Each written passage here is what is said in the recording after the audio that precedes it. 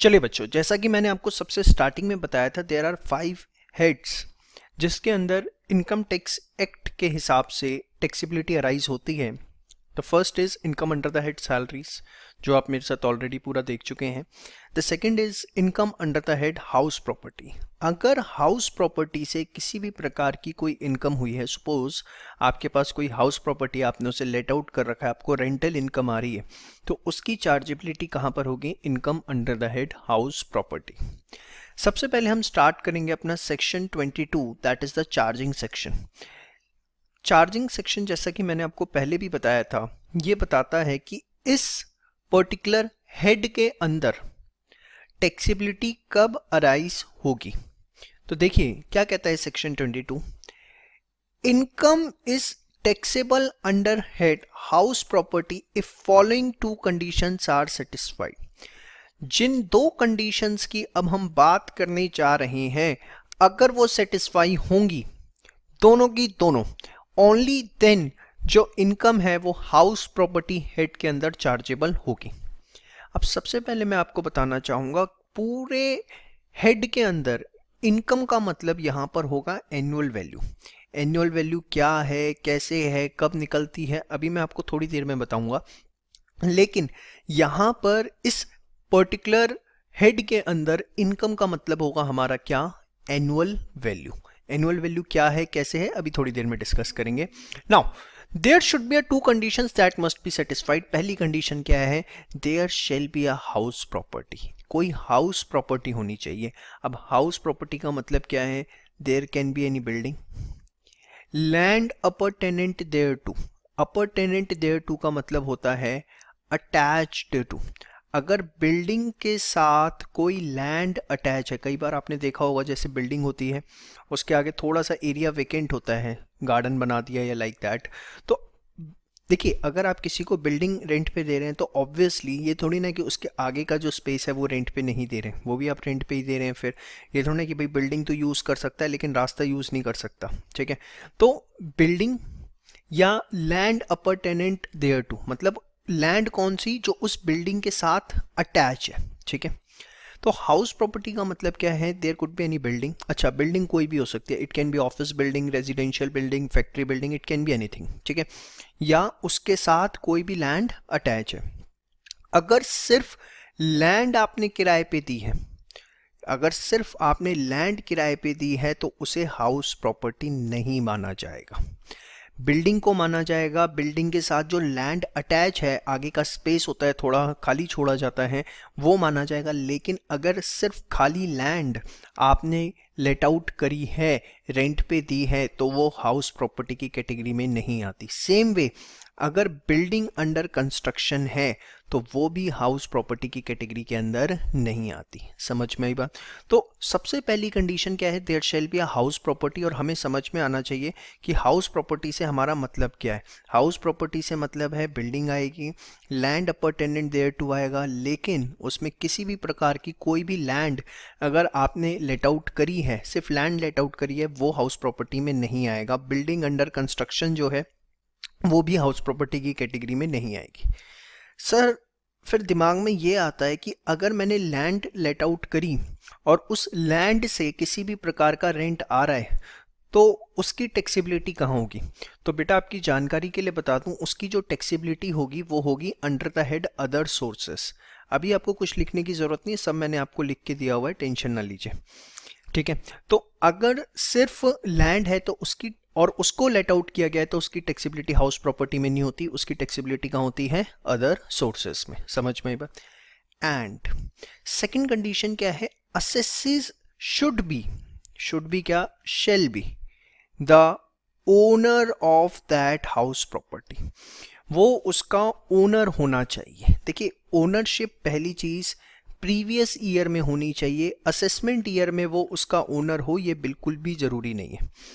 जिस previous year की income की टैक्सेबिलिटी की बात हो रही है, उस प्रीवियस ईयर के अंदर असेसी जो है उस प्रॉपर्टी का ओनर होना चाहिए।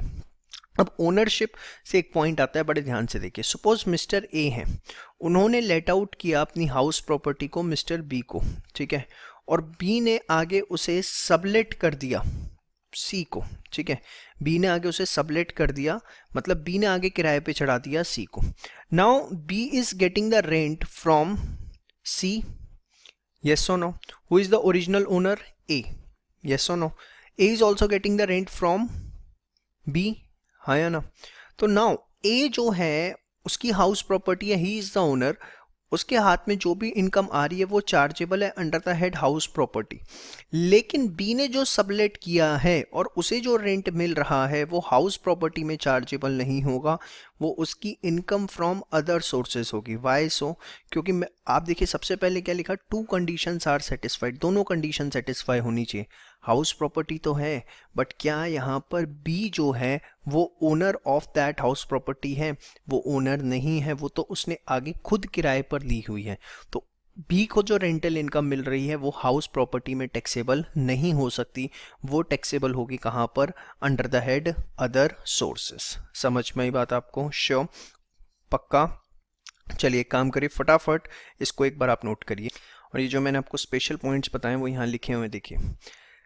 Building includes residential, factory building, offices, shop, ठीक है, पहला point. Rent of vacant land taxable कहाँ पर है? Under the head other sources, ठीक है। ओनरशिप जो है वो एग्जिस्ट करनी चाहिए प्रीवियस ईयर में, not necessary to be in assessment year, ठीक है। असेसमेंट ईयर में वही पर्सन ओनर हो, ये जरूरी नहीं है, प्रीवियस ईयर के अंदर है, बात बन जाएगी। फोर्थ अभी छोड़िए, फिफ्थ पॉइंट, सबलेट रिसीट्स हैं अगर, तो वो कहाँ पर चार्जेबल है? Income under the head other sources. समझ में आ गया? श्योर, पक्का? चलिए अब इसके बाद आगे बात करते हैं, छोटी सी, बड़े ध्यान से सुनिएगा।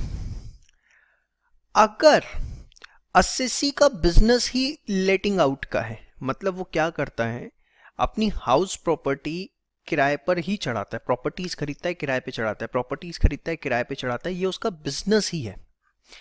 Income earned by assessee engaged in business of letting out. तो अगर इसका ये एक रेगुलर बिजनेस है, प्रॉपर्टी खरीद के उसे किराए पे चढ़ाना, तो भी वो हाउस प्रॉपर्टी में चार्जेबल नहीं होगा।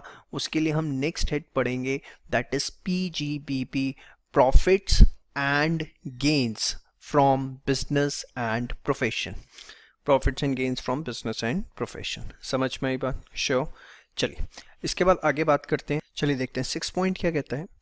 अगर आप अपनी हाउस प्रॉपर्टी यूज कर रहे हो अपने बिजनेस में या प्रोफेशन के अंदर, तो फिर किसी भी तरह की कोई टैक्सेबिलिटी अराइज नहीं होगी।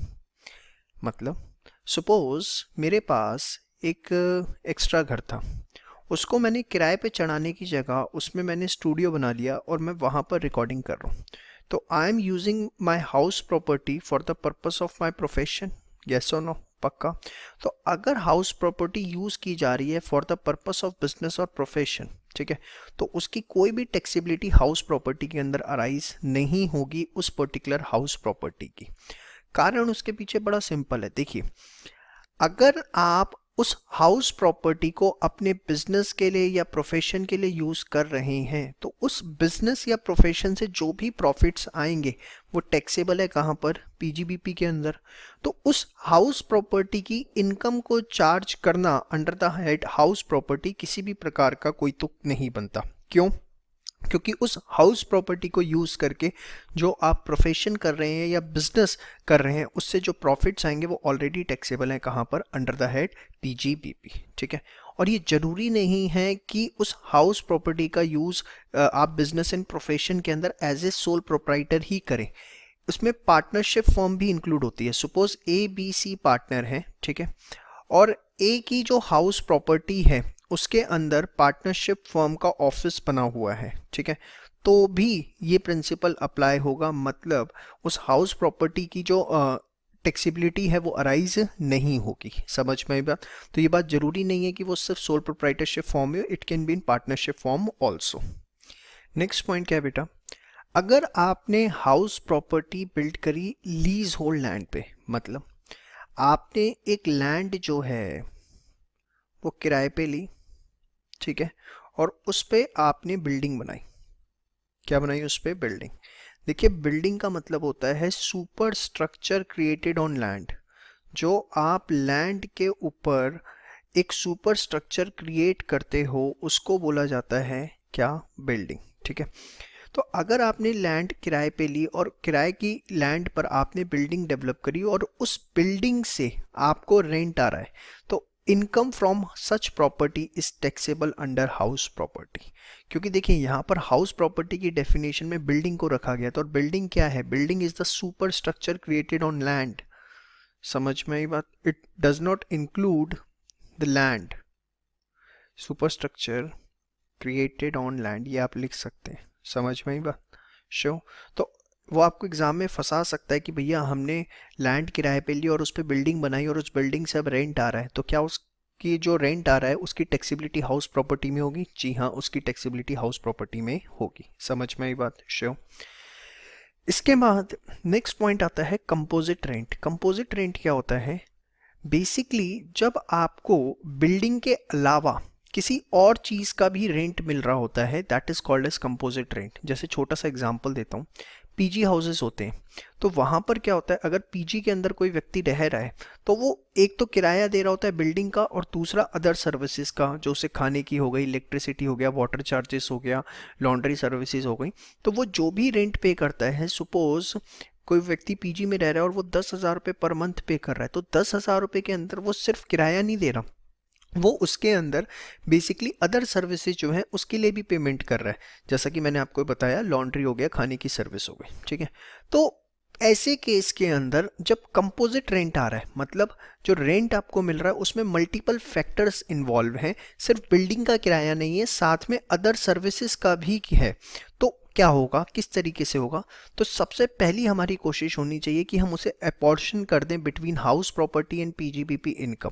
जितना बिल्डिंग का किराया आ रहा है वो हाउस प्रॉपर्टी में चला जाएगा, और जितना अदर सर्विसेज का आ रहा है वो पीजीबीपी इनकम के अंदर चला जाएगा। एक पर्टिकुलर रेशो के अंदर उसे बांट दिया जाए।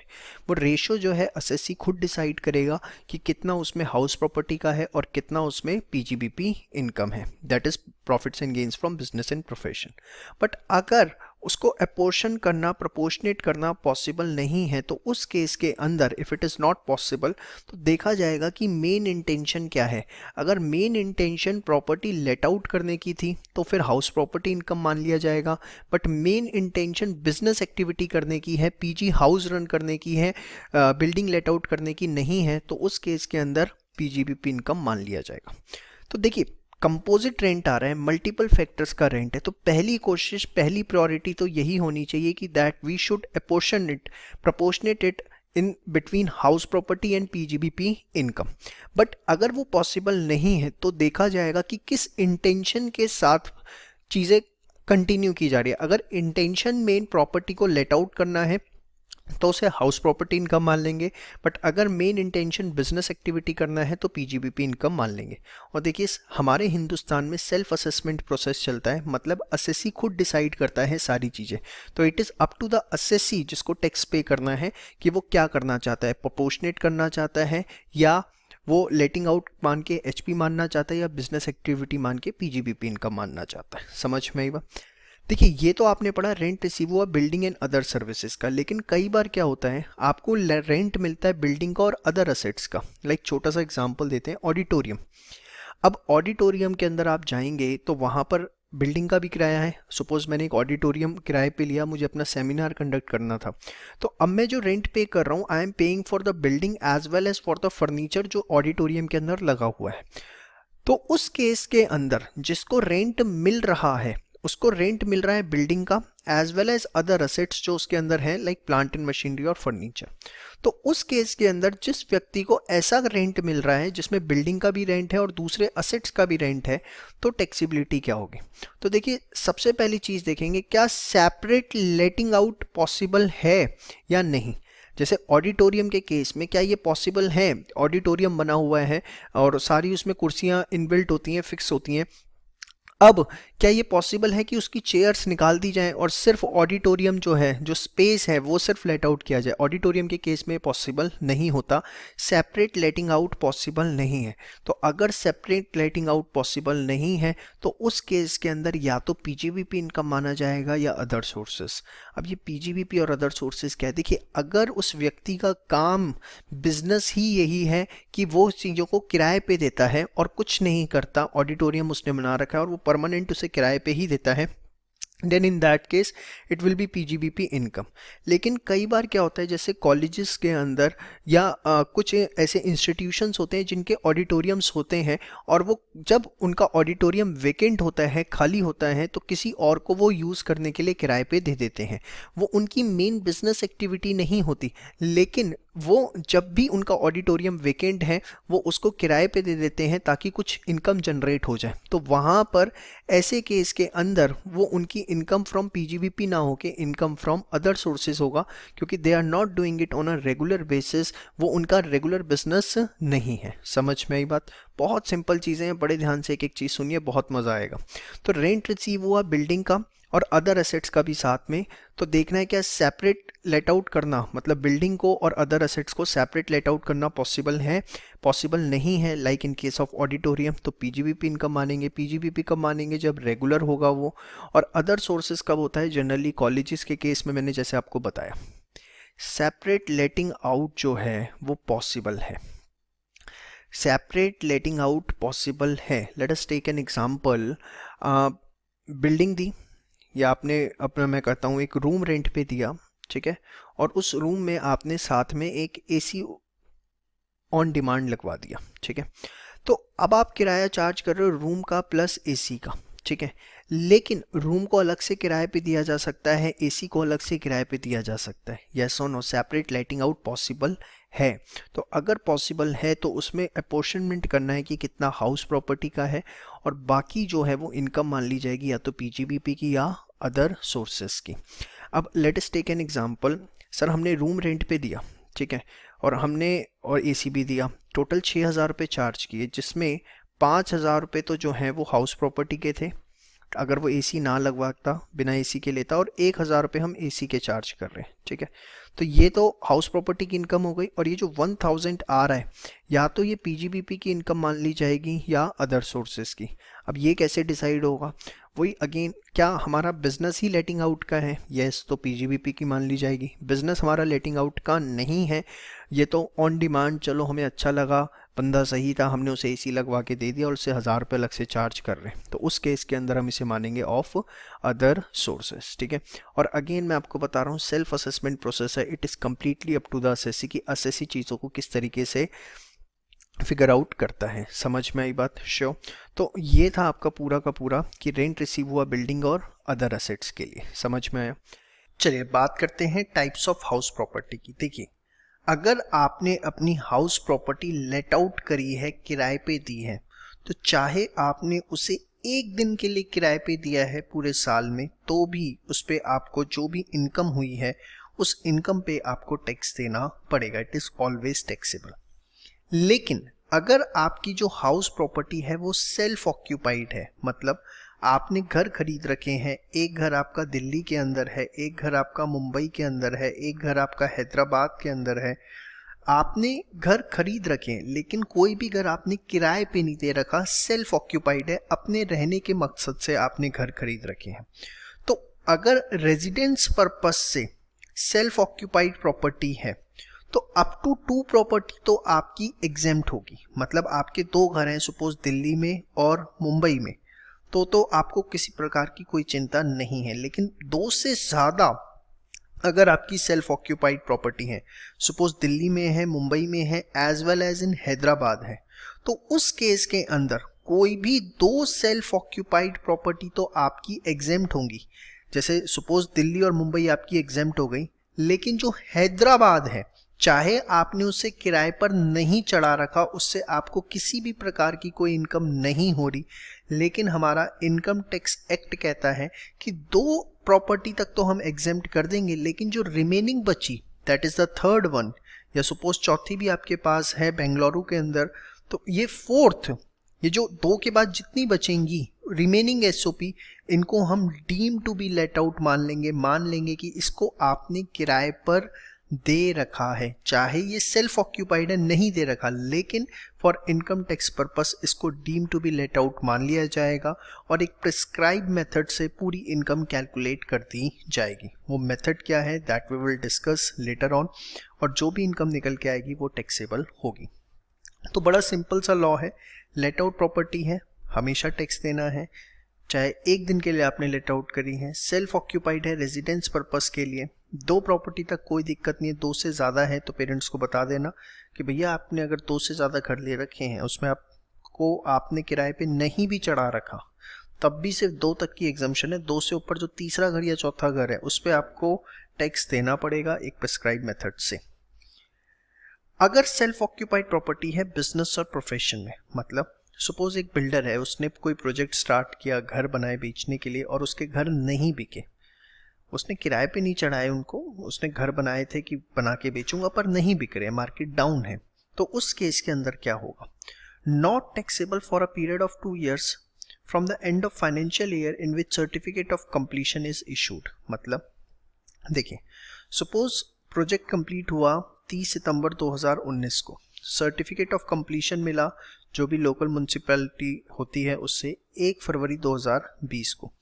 तो जिस फाइनेंशियल ईयर के अंदर आपको सर्टिफिकेट ऑफ कंप्लीशन मिला है, किस में मिला है, 2019-20 में, उसके एंड से, एंड कब होगा इसका, 31 मार्च 2020, ठीक है। तो यहाँ से, यहाँ आपको सर्टिफिकेट ऑफ कंप्लीशन मिला, तो इसके एंड से 2 सालों तक, मतलब 31 मार्च 2021 और 31 मार्च 2022, यहाँ तक तो आपको कोई टैक्स देने की ज़रूरत नहीं है, क्योंकि देखो बड़ा सिंपल सा लॉ का ऑब्जेक्टिव है कि 2 साल के अंदर तो आपकी प्रॉपर्टी बिक ही जाएगी। और जनरली होता ये है प्रैक्टिकली तो कि मकान बन रहे होते हैं तभी बिक जाते हैं, लेकिन अगर नहीं भी बिके तो 2 साल तक आपकी प्रॉपर्टी बिक ही जाएगी, लॉ की ये अजम्पशन है। तो not taxable for a period of 2 years from the end of financial in which certificate of completion is issued. और उसके बाद जो है फिर अगर नहीं बिकती है तब भी तो फिर आपको टैक्स देना पड़ेगा, चाहे आप उसे लेट आउट करें या लेट आउट ना करें, एकदम उसको भी deem to be let out मान लिया जाएगा। एक बार इसको आप फटाफट जो है वो नोट करिए, फिर हम अपनी डिस्कशन को आगे बढ़ाते हैं। चलिए अब बात करते हैं कंप्यूटेशन ऑफ एनुअल वैल्यू की। मैंने आपको सबसे पहले स्टार्टिंग में बताया था कि इनकम का मतलब, income under the head house property हमारा होगा एनुअल वैल्यू। अब वो इनकम का मतलब जो कि मैंने आपको बताया था that will B annual value, वो इनकम किस तरीके से निकलेगी, वो एनुअल वैल्यू किस तरीके से निकलेगी, वो ही अब हमें सारा पढ़ना है। और यही समझ लीजिए चैप्टर में आखिरी चीज़ है। चैप्टर बहुत छोटा सा है। देखिए, सबसे पहले अगर सेल्फ ऑक्यूपाइड प्रॉपर्टी है, सेल्फ ऑक्यूपाइड मतलब जिसमें आप खुद रह रहे हैं, तो उसकी एनुअल वैल्यू, उसकी इनकम जो है वो क्या मानी जाएगी, नील मानी जाएगी। लेकिन वो self occupied for complete previous year होनी चाहिए। क्या लिखा हुआ है, फॉर कंप्लीट प्रीवियस ईयर, मतलब एक दिन के लिए भी अगर आपने उसे किराए पे चढ़ा दिया, even for a single day, तो फिर उसकी इनकम नील नहीं मानी जाएगी और वो पार्ट बन जाएगा अदर केस का। बड़े आराम से, सेल्फ ऑक्यूपाइड है फॉर कंप्लीट प्रीवियस ईयर, एक दिन भी आपने उसे किराए पे नहीं चढ़ा, एनुअल वैल्यू क्या लेनी है, नील। अगर वो सेल्फ ऑक्यूपाइड नहीं है, वो अदर केस के अंदर आ गई, अदर केस में मतलब आपने उसे लेट आउट किया है, या लेट आउट नहीं भी किया तो आपके पास एक से ज़्यादा सेल्फ ऑक्यूपाइड प्रॉपर्टी है, ठीक है।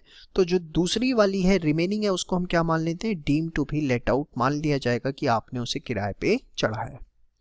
तो अगर किराए पे चढ़ाया है या deem to be let out का केस है, तो किस तरीके से इनकम निकाली जाएगी, बड़े ध्यान से देखिएगा। सबसे पहले एक टर्म समझिए, expected rent. The word is expected rent. What is this expected rent? Expected rent है rent at which property may reasonably be expected to be let out from year to year. वो किराया जिस पे आपकी property बड़े आराम से reasonably जो है हर साल किराए पर चढ़ाई जा सकती है, किराए पर दी जा सकती है। The rent at which property may be reasonably expected to be let out from year to year. Definition तो समझ में आ गई, बट अब ये कैसे निकालें कि कितने अमाउंट पे उसे हर साल किराए पे चढ़ाया जा सकता है. रीजनेबली एक्सपेक्टेड निकाले कैसे, तो उसका उन्होंने तरीका बताया. ध्यान से देखिए, आपको लेना है फेयर रेंट या municipal rent, whichever is higher. Now what is this fair rent? जिस लोकेलिटी में आपकी प्रॉपर्टी है उसी लोकेलिटी में अगर उस सेम प्रॉपर्टी किराए पे ली जाए तो उसका किराया कितना देना पड़ेगा. सपोज मेरा कमला नगर में घर है 100 गज का, तो अगर कमला नगर में मुझे 100 गज का घर किराए पे लेना है तो उसका किराया कितना जाएगा? That is called as fair rent. Rent of similar property in the same locality. समझ में आई बात? जिसको हम रीजनेबल रेंट भी बोलते हैं, रीजनेबली लेटिंग वैल्यू भी बोलते हैं. समझ में आई बात? ये बात ध्यान रखना. Fair rent is also known as reasonable rent और रीजनेबल लेटिंग वैल्यू. क्या है फेयर रेंट? कि अगर मुझे जो मेरी प्रॉपर्टी है, अगर वही प्रॉपर्टी वैसी ही प्रॉपर्टी उस एरिया में किराए पे लेनी है तो उसका किराया ऑलमोस्ट कितना देना पड़ता. म्युनिसिपल रेंट ये क्या होता है? देखिए, जो भी म्युनिसिपैलिटी होती है, हर इलाके की अपनी एक म्युनिसिपैलिटी होती है, वो हर प्रॉपर्टी की वैल्यू निकालती है, उसको बोला जाता है म्युनिसिपल रेंट. आपने देखा होगा हाउस टैक्स जो हम पे करते हैं, जो हमारी प्रॉपर्टीज होती है उसका हम हाउस टैक्स पे करते हैं. तो हाउस टैक्स डिपेंड करता है कि म्युनिसिपैलिटी जो है हमारे इलाके की वो हमारी प्रॉपर्टी की क्या वैल्यू लगाती है, उस हिसाब से हमें हाउस टैक्स देना पड़ता है. जितनी हमारी प्रॉपर्टी की वैल्यू हाई होगी, जितना वो स्टैंडर्ड इलाके के अंदर होती है, उतनी उसकी म्युनिसिपल वैल्यू ज़्यादा होती है और उतना ज़्यादा हाउस टैक्स देना पड़ता है. तो जो वैल्यू म्युनिसिपल अथॉरिटी डिसाइड करती हैं उसको बोला जाता है म्युनिसिपल रेंट. तो फेयर रेंट या म्युनिसिपल रेंट जो भी दोनों में से हायर होगा, जो भी दोनों में से हायर होगा, फिर आपको उसे कंपेयर करना है स्टैंडर्ड रेंट से. ये क्या है? There is a rent control act. Rent control act बताता है कि एक प्रॉपर्टी का मैक्सिमम कितना किराया चार्ज किया जा सकता है. क्या बताता है? कि किसी भी हाउस प्रॉपर्टी का मैक्सिमम कितना किराया चार्ज किया जा सकता है. तो सबसे पहले आप क्या लेंगे? फेयर रेंट और म्युनिसिपल रेंट दोनों में से जो भी हायर होगा, और फिर उसे स्टैंडर्ड रेंट से कंपेयर करके जो भी लोअर अमाउंट आएगा, that called as expected rent. उसको क्या बोला जाएगा? Expected rent. ये गलत लिख दिया, इसको मत देखिएगा प्लीज. ठीक है, तो बेसिकली दोबारा से रिपीट करता हूँ, आराम से, कोई जल्दीबाजी नहीं है. एक्सपेक्टेड रेंट क्या है? जो आपकी हाउस प्रॉपर्टी है, अगर उसे हम किराए पे चढ़ाते हैं तो उसका रीजनेबली वो कितने किराए पे चढ़ सकती है. इसको निकालने का तरीका क्या है? फेयर रेंट और municipal value whichever is higher. Fair rent क्या होता है? कि अगर जो आपकी हाउस प्रॉपर्टी है उसी तरह की हाउस प्रॉपर्टी उसी इलाके में किराए पे ली जाए तो उसका किराया कितना देना पड़ सकता है. म्युनिसिपल वैल्यू क्या है? वो वैल्यू जो म्युनिसिपल अथॉरिटी के हिसाब से है. दोनों आपको हमेशा गिवन होंगे क्वेश्चन में, दिमाग नहीं लगाना. फेयर रेंट और म्युनिसिपल रेंट भी. फेयर रेंट का दूसरा नाम रीजनेबल रेंट या रीजनेबली लेटिंग वैल्यू.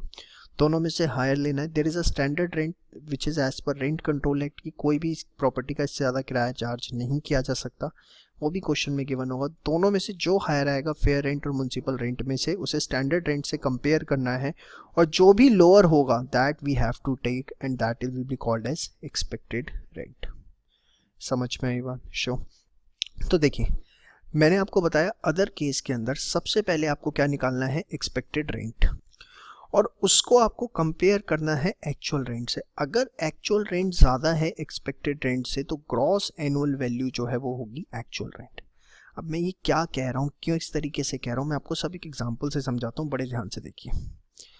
एग्जाम्पल है एक छोटा सा आपके सामने. House one, municipal value given है, एनुअल रेंट गिवन है, फेयर रेंट गिवन है, स्टैंडर्ड रेंट गिवन है.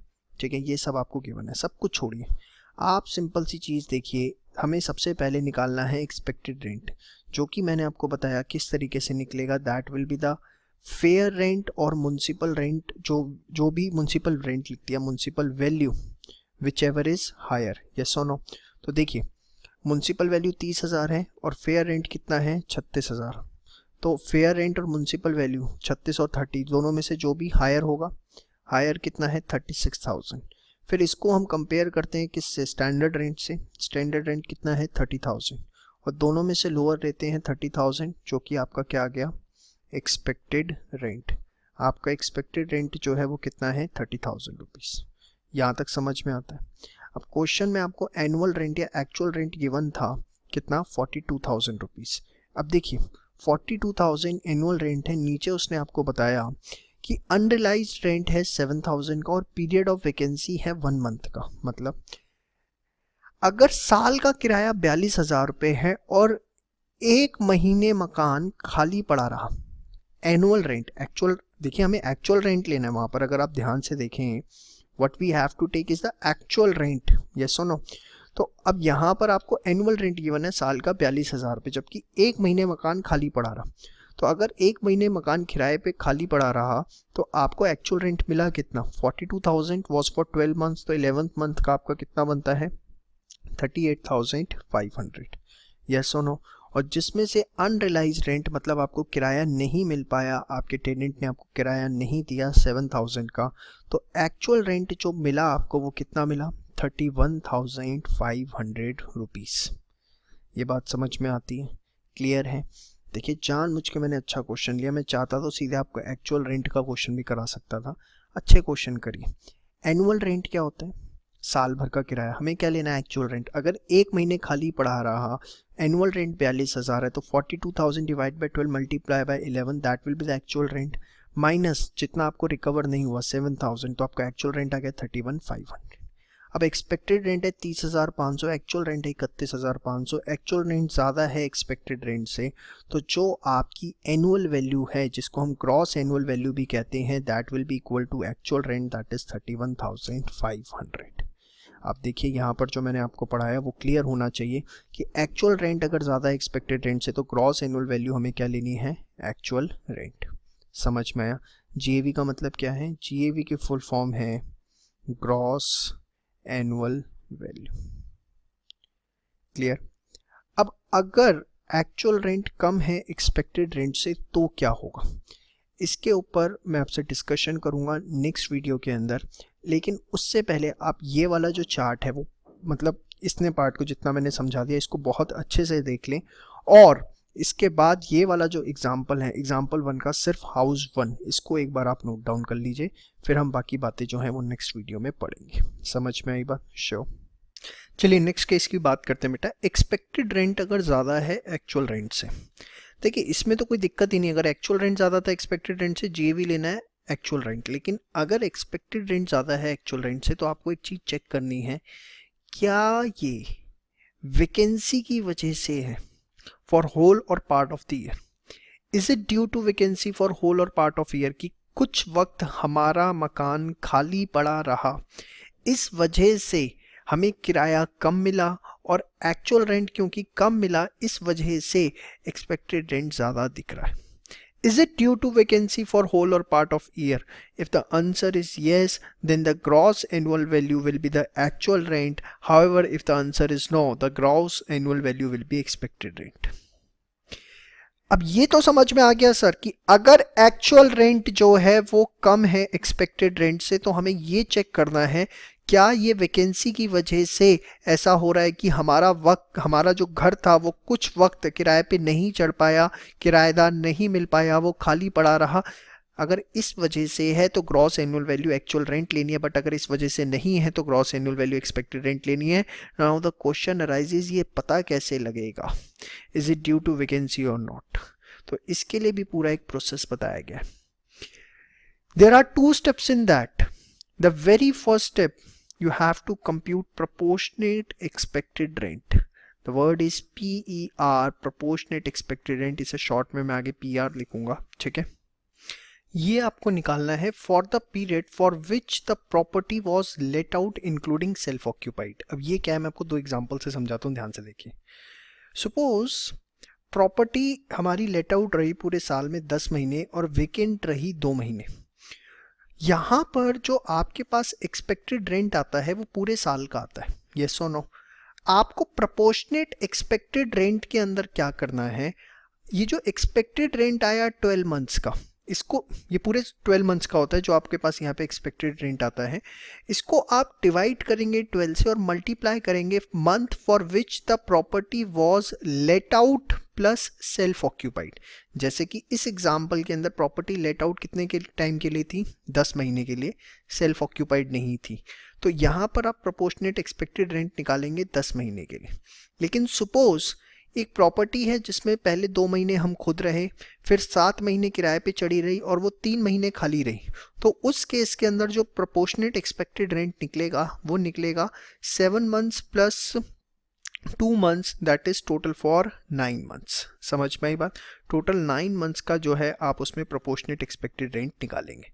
तो प्रोपोर्शनेट एक्सपेक्टेड रेंट सबसे पहले आपको निकालना है, और वो कैसे निकलेगा, वो निकलेगा फॉर द पीरियड जिसके पीरियड के लिए प्रॉपर्टी आपकी लेट आउट थी या प्रॉपर्टी आपकी सेल्फ ऑक्यूपाइड थी। समझ में आई बात?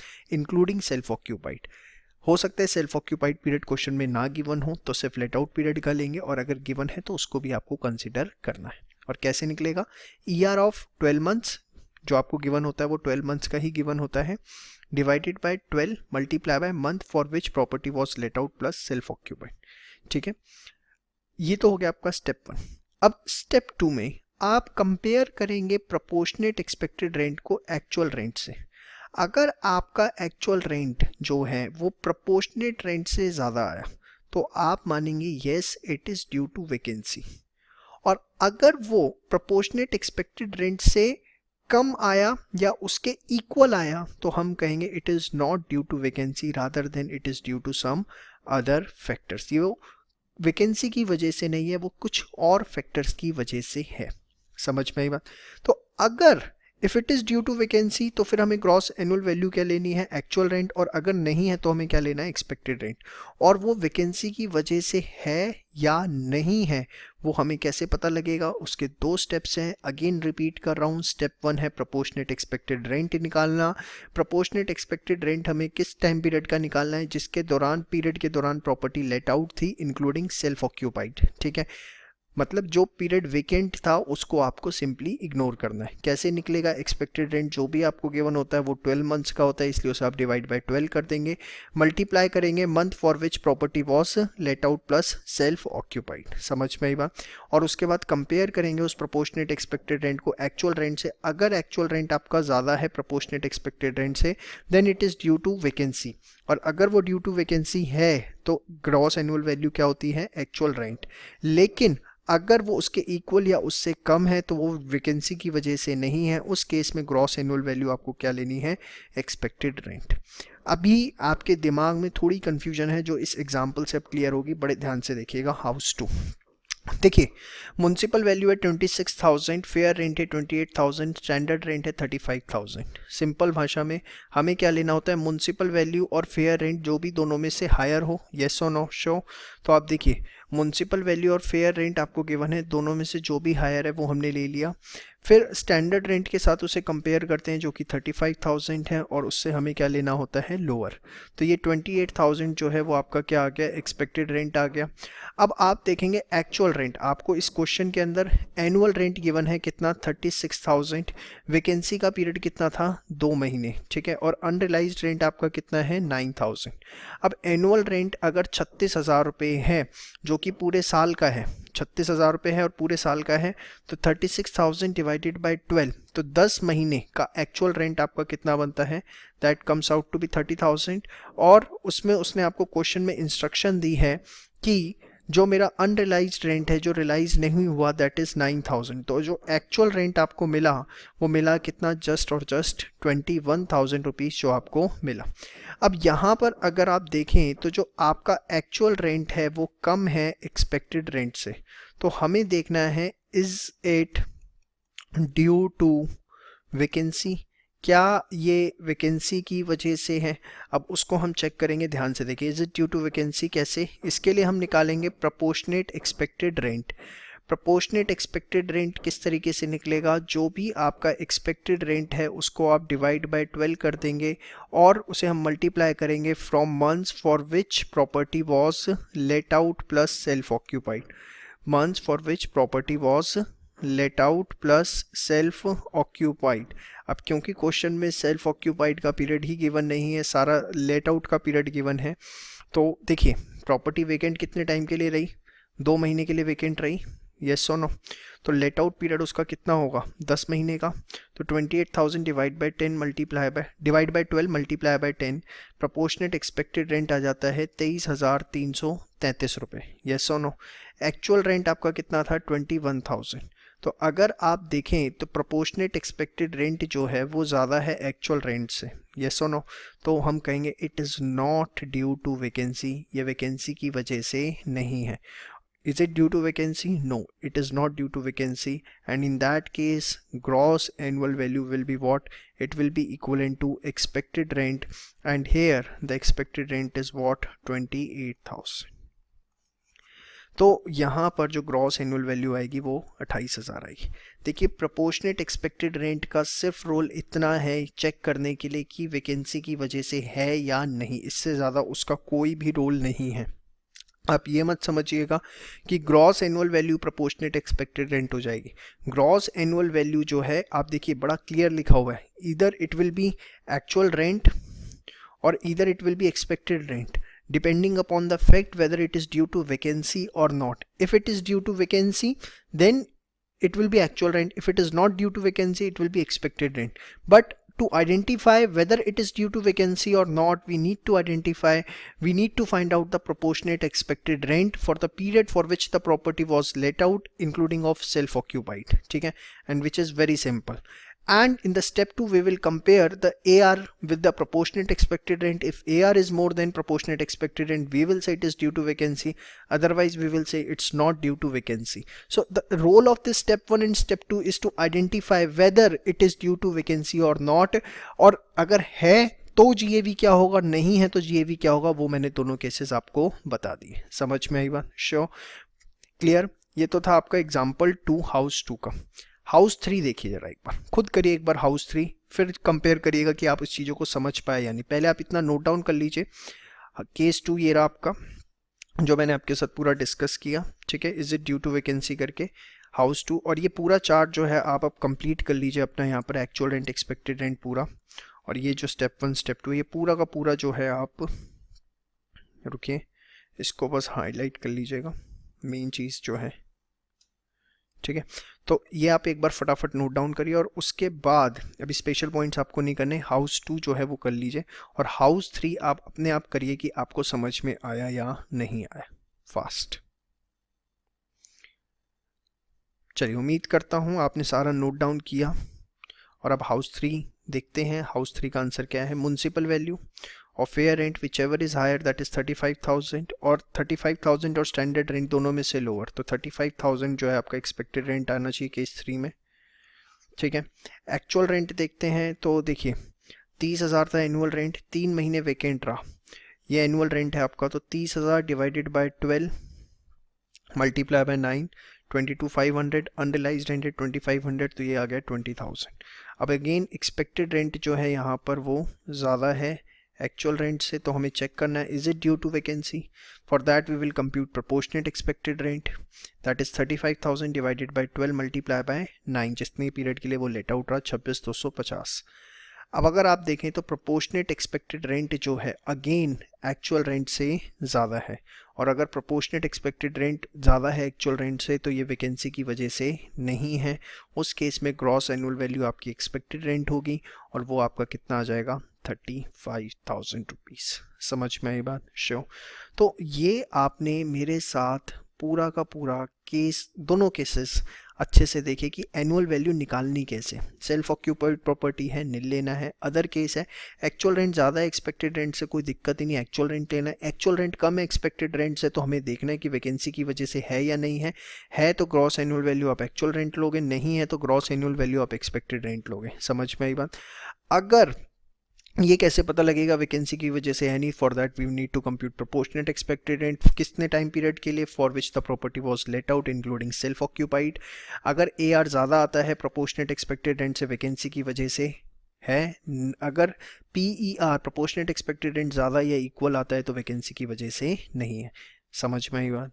क्लियर। और एक्सपेक्टेड रेंट होपफुली आपको क्लियर है। फेयर रेंट और municipal rent value whichever is higher we will compare it from standard rent whichever is lower that will be called as the expected rent. समझ में आई बात? Sure. तो ये था आपका सारा का सारा एनुअल वैल्यू कैसे निकलेगी, जिसपे आपके ये 3 एग्जाम्पल हाउस 1, 2 और 3 यहाँ तक आप पहले पूरा बहुत अच्छे से रिवाइज कर लीजिए। उसी के बाद हम स्पेशल पॉइंट्स और अपने आगे के एग्जाम्पल देखेंगे, क्योंकि अगर आपने यहाँ तक समझ लिया तो मान लीजिए आपका 70% हाउस प्रॉपर्टी ओवर हो चुका है। Thank you. चलिए अब कुछ स्पेशल पॉइंट्स की बात करते हैं बेटा। ग्रॉस एनुअल वैल्यू जो आपने मेरे साथ निकालना सीख लिया, उसमें से हम माइनस करेंगे म्युनिसिपल टैक्सेस, जो कि माइनस होते हैं अगर आपने सिर्फ एक्चुअल पेमेंट करी है तभी। अगर एक्चुअल पेमेंट नहीं करी, सिर्फ अभी वो ड्यू है, आपने पेमेंट नहीं करी, तो उसका डिडक्शन नहीं मिलेगा। और म्युनिसिपल टैक्सेस माइनस करके जो वैल्यू आएगी that will be called as net annual value, जिसको रियल टर्म्स में हम एनुअल वैल्यू कहते हैं। देखिए एज सच एक्ट के अंदर कोई 2 वर्ड्स नहीं है, ग्रॉस एनुअल वैल्यू और नेट एनुअल वैल्यू। हमने अपनी सिंप्लीफिकेशन प्रोसेस से 2 वर्ड्स बना लिए हैं, ग्रॉस एनुअल वैल्यू और नेट एनुअल वैल्यू। एक्ट जो वर्ड यूज करता है, एक्ट वर्ड यूज करता है ओनली एनुअल वैल्यू, लेकिन for the purpose of simplicity over a period of time 2 words develop कर लिए गए। One is gross annual value जो हमने निकालना सीखा, और उसमें से माइनस किए जाते हैं म्युनिसिपल टैक्सेस, जो कि माइनस होते हैं अगर एक्चुअल पेमेंट हुई है। अगर एक्चुअल पेमेंट नहीं हुई, अभी म्युनिसिपल टैक्सेस सिर्फ ड्यू हैं, तो हमें उसे माइनस नहीं करना। समझ में आई बात? तो हमारे पास आ जाता है net annual value. Municipal taxes के दूसरे नाम जो आपको दिख सकते हैं, property tax, local tax, house tax, one of the same thing. घबराने की जरूरत नहीं है, अगर ये वर्ड भी लिखा हुआ है तो उसका मतलब सेम है। कई बार क्या होता है बेटा, म्युनिसिपल टैक्सेस का अमाउंट ना देके आपको वो जानबूझ के परसेंटेज दे देता है। तो अगर उसने municipal tax as a percentage दिया है, सपोज उसने आपको बोला म्युनिसिपल टैक्स 10% है, तो वो आपको 10% जो है वो अप्लाई करनी है म्युनिसिपल वैल्यू पे, क्योंकि म्युनिसिपल टैक्सेस या लोकल टैक्सेस जो कवर अप किए जाते हैं वो as a percentage of municipal value ही रिकवर किए जाते हैं। समझ में आई बात? तो बड़े सिंपल वर्ड्स में हमने क्या सीखा, ग्रॉस एनुअल वैल्यू में म्युनिसिपल टैक्सेस माइनस करने हैं एक्चुअल पेमेंट बेसिस पे, जिसका दूसरा नाम property tax, local tax, house tax भी होगा।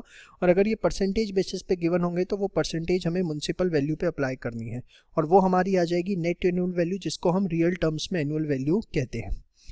अगर सेल्फ ऑक्यूपाइड प्रॉपर्टी है, सेल्फ ऑक्यूपाइड प्रॉपर्टी है, तो मैंने अभी आपको पीछे भी बताया कि उसकी एनुअल वैल्यू जो है वो क्या होती है, निल। और एनुअल वैल्यू का मतलब हमारा क्या है, नेट एनुअल वैल्यू। यहाँ पर मैंने लिख भी दिया, net annual value means annual value जो है उसकी क्या होगी, निल होगी। समझ में आई बात? श्योर, ये बात आपको ध्यान रखनी है। इसके बाद अभी हम इस पे क्वेश्चन करें। अनरियलाइज्ड रेंट आप मेरे साथ ऑलरेडी देख चुके हैं, वो रेंट जो कि रिकवर नहीं हो पाया, ड्यू तो हो गया बट टेनेंट ने हमको पे नहीं किया, तो ये एडजस्ट किया जाता है एक्चुअल रेंट में से to compute the annual value. समझ में आई बात? श्योर कि जो भी आपका एक्चुअल रेंट ड्यू था उसमें से हम अनरियलाइज्ड रेंट माइनस कर देते हैं। लेकिन अनरियलाइज्ड रेंट का जो डिडक्शन है, देयर इज अ रूल 4 जो कहता है कि वो आपको तभी मिलेगा जब वो बोनाफाइड हो, मतलब जेन्युइनली गुड फेथ में कि आपने रेंट मांगा और टेनेंट ने देने से मना कर दिया। अगर आप उसमें किसी तरह की टैक्स प्लानिंग कर रहे हैं कि आपने उससे कैश में ले लिया और फिर आप उसे दिखा रहे हैं कि नहीं उसने रेंट पे नहीं किया, तो ये सब चीज़ें गलत है। जो भी डिफ़ॉल्टेड टेनेंट है उसने आपकी जगह खाली कर दी है, और अगर नहीं खाली करी तो एटलीस्ट आपने कुछ स्टेप्स लिए हैं उससे जगह खाली करवाने के। ऑब्वियसली अगर वो किराया नहीं दे रहा तो आप कुछ तो स्टेप्स लोगे ना उससे जगह किराया खाली करवाने के, या उससे खाली करवा लोगे। या वो जो टेनेंट है वो आपकी ये ना हो कि आपने ये प्रॉपर्टी तो उससे खाली करवा ली, ठीक है, उससे आपने, लोग मैं आपको बताता हूँ करते क्या है, टेनेंट से कैश के अंदर रेंट ले लिया, ठीक है, कैश उनके पास पड़ा हुआ है, बैंक से नहीं लिया। अब बैंक से नहीं लिया तो कोई लीगल एविडेंस तो है नहीं, और फिर डिक्लेयर कर देते हैं कि उस टेनेंट ने हमें रेंट पे नहीं किया, और जबकि उन्होंने कैश लेके उसे दबा लिया अपने पास, किसने, लैंडलॉर्ड ने, और दिखा रहे हैं कि भैया अनरियलाइज्ड है, हमें रेंट नहीं मिला। इस केस के अंदर पता लगा आप उससे ये प्रॉपर्टी खाली करवा रहे हो, उसको फिर दूसरी अपनी प्रॉपर्टी दे दी कि तू वहाँ रहे, फिर वहाँ पे भी आपने ऐसे ही गेम किया, तीसरी प्रॉपर्टी में उसको बोल रहे हो वहाँ रहे। तो अगर वो टेनेंट आपकी किसी और प्रॉपर्टी में रह रहा है तो इसका मतलब आप कहीं ना कहीं कुछ घपलेबाजी करने की कोशिश कर रहे हैं। फोर्थ पॉइंट है कि लीगल प्रोसीडिंग्स जो है आपने स्टार्ट कर दिए हैं रिकवरी के लिए, और अगर आपने लीगल प्रोसीडिंग स्टार्ट नहीं करी है तो एटलीस्ट इनकम टैक्स ऑफिसर को या असेसिंग ऑफिसर जिसको हम बोलते हैं उसको आपको सेटिस्फाई करना पड़ेगा कि लीगल प्रोसीडिंग्स हम शुरू भी करते हैं तो वो यूजलेस है, हमारी रिकवरी नहीं हो पाएगी। तो अनरियलाइज रेंट जो है वो एक्चुअल रेंट में से एडजस्ट किया जाता है, डिडक्ट किया जाता है, लेकिन सब्जेक्ट टू सर्टेन रूल्स। ये 4 कंडीशन सेटिस्फाई होनी चाहिए। सबसे पहली चीज़ वो बोनाफाइड हो, आप उसमें किसी तरह की टैक्स प्लानिंग नहीं कर रहे। जो डिफॉल्टेड टेनेंट है आपने उससे जगह खाली करवा ली है या स्टेप्स लिए हैं जगह खाली करवाने के, वो टेनेंट आपकी किसी दूसरी प्रॉपर्टी में जाके ना रह रहा हो, और लीगल प्रोसीडिंग्स आपने शुरू कर दी और लीगल प्रोसीडिंग नहीं शुरू करी तो आपको इनकम टैक्स ऑफिसर को सेटिस्फाई करना पड़ेगा कि भैया अगर मैं लीगल कोई जेन्युइन एविडेंस देके, जेन्युइन रीज़न देके कि अगर हम लीगल प्रोसीडिंग शुरू भी करते हैं तो वो यूजलेस होंगी, किसी भी तरीके का उससे कोई फ़ायदा नहीं होगा। देखिए एग्ज़ाम में आपसे ये थ्योरी क्वेश्चन पूछा जा सकता है कि अनरियलाइज्ड रेंट की डिडक्शन कब मिलती है, इसलिए चारों कंडीशंस आपको पता होनी चाहिए जिस मकसद से मैं आपको ये थ्योरी पढ़ा रहा हूँ। ठीक है जी, फर्स्ट पॉइंट और सेकंड पॉइंट इसको आप नोट डाउन करिए, उसके बाद ये वाला क्वेश्चन करते हैं। आइए देखिए, पहले आप उसे नोट डाउन कर लीजिए। देखिए, एक हाउस है सेल्फ ऑक्यूपाइड रहा 31 मई तक, 1/6 से उसे लेट आउट किया गया मंथली रेंट पे 20,000, फिर 1 दिसंबर से 31 दिसंबर वो वेकेंट रहा, फिर अगेन उसे लेट आउट कर दिया गया 1 जनवरी से मंथली रेंट पे 25,000 रुपये। उसकी ग्रॉस एनुअल वैल्यू आपको निकालनी है अगर एक्सपेक्टेड रेंट ऑफ प्रॉपर्टी आपको गिवन है। बड़े आराम से रिलैक्स होकर देखिए, जीएवी आपको निकालना है। क्वेश्चन के अंदर जो चीज़ें गिवन है उसे टाइम स्केल डायग्राम पे मैंने ले लिया है। पहले वो कह रहा है आपको कि 1 अप्रैल से 31 मई तक जो प्रॉपर्टी है वो सेल्फ ऑक्यूपाइड रही, यस और नो। फिर 31 मई मतलब 1 जून से आपने उसे लेट आउट कर लिया और 1 दिसंबर को वो खाली हो गई, मतलब 31 मई से लेके 30 नवंबर तक, जो कि लगभग आपका 6 महीने का पीरियड है, 20,000 रुपये पर मंथ पे वो लेट आउट रही। फिर 1 दिसंबर से 31 दिसंबर वो वेकेंट रही, और फिर आपने 1 दिसंबर से उसे 31 मार्च तक के लिए 25,000 रुपये महीने किराए पे चढ़ा दिए। तो अगर पूरे प्रोसेस को आप ध्यान से देखें तो प्रॉपर्टी जो है पहले 2 महीने सेल्फ ऑक्यूपाइड थी, फिर उसके बाद 6 महीने और इधर 3 महीने, अगर आप देखें इधर 3 महीने और यहाँ पे 6 महीने, total 9 months property let out थी, और 1 महीने प्रॉपर्टी जो है वो वेकेंट रही। आपको ये मेरी बात समझ में आती है? श्योर। तो अगर आप देखें तो एक्चुअल रेंट हमें कितना मिला, 20,000 multiply by 6 plus 25,000 multiply by 3, 1,20,000 और 75,000 which comes out to be how much, 1,95,000। हाँ या ना? श्योर। अब आपको एक्चुअल रेंट मिला है 1,95,000। केस 1 में अगर आप देखें तो जो एक्सपेक्टेड रेंट है वो 1,80,000 है, एक्चुअल रेंट मिला 195। एक्चुअल रेंट ज़्यादा एक्सपेक्टेड रेंट से, तो ग्रॉस एनुअल वैल्यू हम किसके इक्वल लेंगे, एक्चुअल रेंट के, विच इज़ 1,95,000। इसमें तो किसी प्रकार की कोई दिक्कत नहीं है। श्योर। अब केस बी, मैं उम्मीद करूँगा पहले आप इस केस बी को अपने आप करें। चलिए, केस बी की अगर हम बात करें तो एक्चुअल रेंट बेटा आपका 1,95,000 है, एक्सपेक्टेड रेंट आपका 3 लाख है। अब एक्सपेक्टेड रेंट ज़्यादा है एक्चुअल रेंट से, तो हमें देखना पड़ेगा क्या is it due to vacancy. तो इसके लिए स्टेप 1 है प्रोपोर्शनेट एक्सपेक्टेड रेंट निकालेंगे। कितने टाइम के लिए निकालेंगे, let out period plus self occupied period, जो कि मिला के कितने महीने का होता है, 11 महीने का। तो 3 लाख डिवाइडेड बाय 12 पूरे साल का था, into 11, this comes out to be 2,75,000। Actual rent है 195, प्रोपोर्शनेट एक्सपेक्टेड रेंट है 2,75,000। तो it is clearly visible that proportionate expected rent जो है वो ज़्यादा है एक्चुअल रेंट से, और जब ये सिचुएशन होती है तो इसका मतलब ये वैकेंसी की वजह से नहीं है, और नॉट ड्यू टू वैकेंसी है तो ग्रॉस एनुअल वैल्यू क्या ली जाती है, एक्सपेक्टेड रेंट। तो इस केस पे जो ग्रॉस एनुअल वैल्यू होगी वो आपकी क्या होगी, 3 लाख रुपए। येस और नो? श्योर, पक्का। तो बहुत ही सिंपल सा क्वेश्चन, फटाफट इसको आप नोट डाउन करिए। नोट डाउन क्या करिए, मैं तो आपको कहूँगा आप क्वेश्चन नोट डाउन करके सॉल्यूशन आप इसका खुद करें और फिर क्रॉस चेक करें आपने सही किया है या नहीं। तो यहाँ पे मैं आपको 2 पॉइंट बता चुका था, ग्रॉस एनुअल वैल्यू, उसमें से म्यूनसिपल टैक्सेस माइनस करने, नेट एनुअल वैल्यू निकालने के लिए, ठीक है। और म्यूनसिपल टैक्स को क्या कहते हैं, property tax, local tax, house tax, municipal tax actual payment basis पे, और जो म्यूनसिपल वैल्यू अगर आपको गिवन है और परसेंटेज गिवन है तो म्यूनसिपल वैल्यू पे परसेंटेज निकालनी है। Unrealised trend theory point of view से ये आपको इंपॉर्टेंट है, इसलिए मैंने आपको बता दिया एग्जाम में 3 नंबर तक की थ्योरी आ सकती है। अब देखिए बड़े ध्यान से एक चीज़ आपको सुननी है जिसके ऊपर हम लेटर ऑन एग्जाम्पल 6 एंड 7 करेंगे। ये टेक्स्ट प्लानिंग का क्वेश्चन है, बहुत अच्छा। अगर आपके पास सपोज एक प्लॉट ऑफ लैंड है, ज़मीन का टुकड़ा है जिसपे आपने मल्टीपल फ्लैट्स बना दिए। सपोज आपने 3 फ्लैट उस पर बनाए, ग्राउंड फ्लोर, फर्स्ट फ्लोर और उसके बाद second floor. Ground floor, first floor, second floor आपने उस पर बनाए।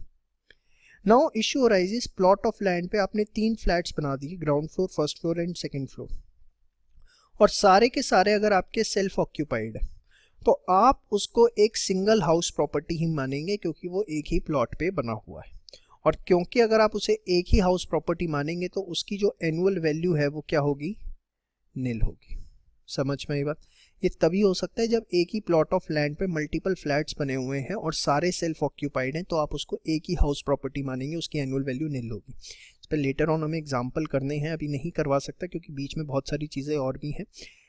हाँ, लेकिन सपोज उसमें से आपने एक लेट आउट कर दिया, एक फ्लैट, और जो बाकी 2 हैं वो अभी आपके पास सेल्फ ऑक्यूपाइड है। ग्राउंड फ्लोर आपने लेट आउट कर दिया और बाकी जो है वो आपने अपने खुद के लिए रखे हुए हैं सेल्फ ऑक्यूपाइड। ठीक है, तो यहाँ पर जो पार्ट आपने लेट आउट कर दिया, ठीक है, वो एक हाउस प्रॉपर्टी माना जाएगा, और जो 2 सेल्फ ऑक्यूपाइड है उसको 1 हाउस प्रॉपर्टी माना जाएगा। मतलब 2 हाउस प्रॉपर्टी का ट्रीटमेंट होगा, कंसिडर्ड एज 2 हाउस प्रॉपर्टी। एक वो जो आपने लेट आउट कर दी और बाकी जो 2 बची हुई है सेम प्लॉट ऑफ लैंड पे, उसको हम सिंगल यूनिट मानेंगे। ये बहुत बड़ी टेक्स्ट प्लानिंग है, एग्जाम में क्वेश्चन भी इसके ऊपर आता है, बड़े ध्यान से देखिएगा। एक ही प्लॉट ऑफ लैंड पे मल्टीपल फ्लैट्स बने हुए हैं, सारे सेल्फ ऑक्यूपाइड हैं, तो उसे एक ही हाउस प्रॉपर्टी माना जाएगा असेसी के लिए। उस पे 3 फ्लैट्स बने हुए हैं, उसने एक लेट आउट कर दिया, 2 सेल्फ ऑक्यूपाइड हैं, तो लेट आउट वाले को एक हाउस प्रॉपर्टी और जो बाकी 2 सेल्फ ऑक्यूपाइड है उसे एक हाउस प्रॉपर्टी। ठीक है, तो अभी तक आप मेरे साथ जो मोटी मोटी बातें सीख चुके हैं, सबसे पहले चार्जिंग सेक्शन आपने देख लिया, थ्योरी आ सकती है वहाँ से पूरी। एनुअल वैल्यू आप निकालना सीख चुके हैं, जिसमें मैंने आपको पहले एक क्वेश्चन करवाया और एक अभी इस वीडियो में भी करवा दिया। और ये स्पेशल पॉइंट्स मैंने आपको बताए हैं, जिसमें भी पॉइंट 1 और पॉइंट 3 का क्वेश्चन आपके सामने नहीं आया, क्योंकि उसके लिए कुछ मल्टीपल चीज़ें हमें और सीखनी पड़ेंगी। पहले वो सीख लें, उसके बाद ही हम पॉइंट 1 और 3 से रिलेटेड क्वेश्चन कर सकते हैं। फॉर द टाइमिंग ये सारी चीज़ें जो हैं आप एक बार नोट डाउन कर लीजिए। इसके बाद हम शुरू करते हैं deductions under section 24 next part से। यहाँ तक प्लीज़ सारा का सारा रिवाइज कर लीजिए। अब आप मान के चलिए आपका लगभग 80% हाउस प्रॉपर्टी ओवर हो चुका है। अब हमें मेन ये डिडक्शंस करके उसके बाद कुछ न्यूमेरिकल प्रैक्टिस करके जो चीज़ें हैं उसको सुपर स्ट्रॉन्ग करनी है। बस please maintain some patience for the some time for next 2-3 videos. उसके बाद आपको किसी प्रकार के जो थोड़े बहुत मन में डाउट्स हैं वो भी आपके क्लियर हो जाएंगे। और डाउट आपका यहाँ पर ये है कि बस ये म्युनिसिपल टैक्सेस के बारे में सर ने क्या बता दिया, और यहाँ पर ये 1 प्लॉट, थोड़ा सा पेशेंस रखिए, फर्स्ट और थर्ड पॉइंट के लिए क्वेश्चन के साथ इसे क्लियर करेंगे। अभी नहीं करवा सकता फॉर रीजन बिंग मैंने आपको बता दी, कुछ 1-2 चीज़ें हमें सीखनी है डिडक्शंस अंडर सेक्शन 24, उसके बाद ही हम फर्स्ट और 3 पॉइंट पे क्वेश्चन कर सकते हैं। चलिए बच्चों, अब बात करते हैं डिडक्शंस अंडर सेक्शन 24 की। ये क्या है, देखिए, जो भी आप नेट एनुअल वैल्यू निकालते हैं उसके ऊपर हमें एक 30% की स्टैंडर्ड डिडक्शन लेनी है, जिसको हम स्टैट्यूटरी डिडक्शन भी बोलते हैं। आपने ग्रॉस एनुअल वैल्यू निकाली, उसमें से म्युनिसिपल टैक्सेस माइनस किए, अगर वो पेड हैं, नेट एनुअल वैल्यू आ गई, उसके बाद आपको स्टैंडर्ड डिडक्शन माइनस करनी है 30% से। अब ये स्टैंडर्ड डिडक्शन क्यों, देखिए, जो ओनर ऑफ हाउस प्रॉपर्टी है वो कह सकता है कि मैंने पूरे साल रिपेयर एंड मेंटेनेंस करवाई, सोसाइटी के चार्जेस लगे, पार्किंग के चार्जेस लगे, इंश्योरेंस करवाया, इलेक्ट्रिसिटी चार्जेस है, वाटर चार्जेस है एंड सो ऑन। तो उन सबको एक सिंप्लीफाई करने का तरीका उन्होंने बनाया कि भैया जो भी नेट एनुअल वैल्यू आएगी उसका फ्लैट हम 30% डिडक्शन देंगे, इर्रिस्पेक्टिव ऑफ द अमाउंट कि आपका अमाउंट कितना लगा है। और ये 30% फ्लैट हमने जब डिडक्शन दे दी तो आपको किसी भी तरह की कोई भी डिडक्शन नहीं मिलेगी, कोई डिडक्शन नहीं मिलेगी। No deduction for repair and maintenance, society charges, parking charges, insurance, electricity, water, lift, इसकी किसी भी प्रकार की कोई भी डिडक्शन आपको नहीं मिलेगी अगर आपको स्टैंडर्ड डिडक्शन 30% क्योंकि मिल गई है। समझ में आई बात? इसका एक्चुअल अमाउंट कितना है, उससे ज़्यादा है, कम है, फ़र्क नहीं पड़ता, आपको फ्लैट डिडक्शन लेनी है नेट एनुअल वैल्यू की कितनी, 30%। उसके बाद माइनस करना है इंटरेस्ट ऑन लोन, फिर आपका आ जाएगा इनकम फ्रॉम हाउस प्रॉपर्टी। अब ये इंटरेस्ट ऑन लोन क्या है, ध्यान से देखिए। अगर आपने हाउस प्रॉपर्टी को परचेज करने के लिए, कंस्ट्रक्शन करने के लिए, रिपेयर करने के लिए, रिनोवेट करवाने के लिए लोन लिया है, तो उस पे जो भी आप इंटरेस्ट पे कर रहे हैं उसका आपको डिडक्शन मिलेगा।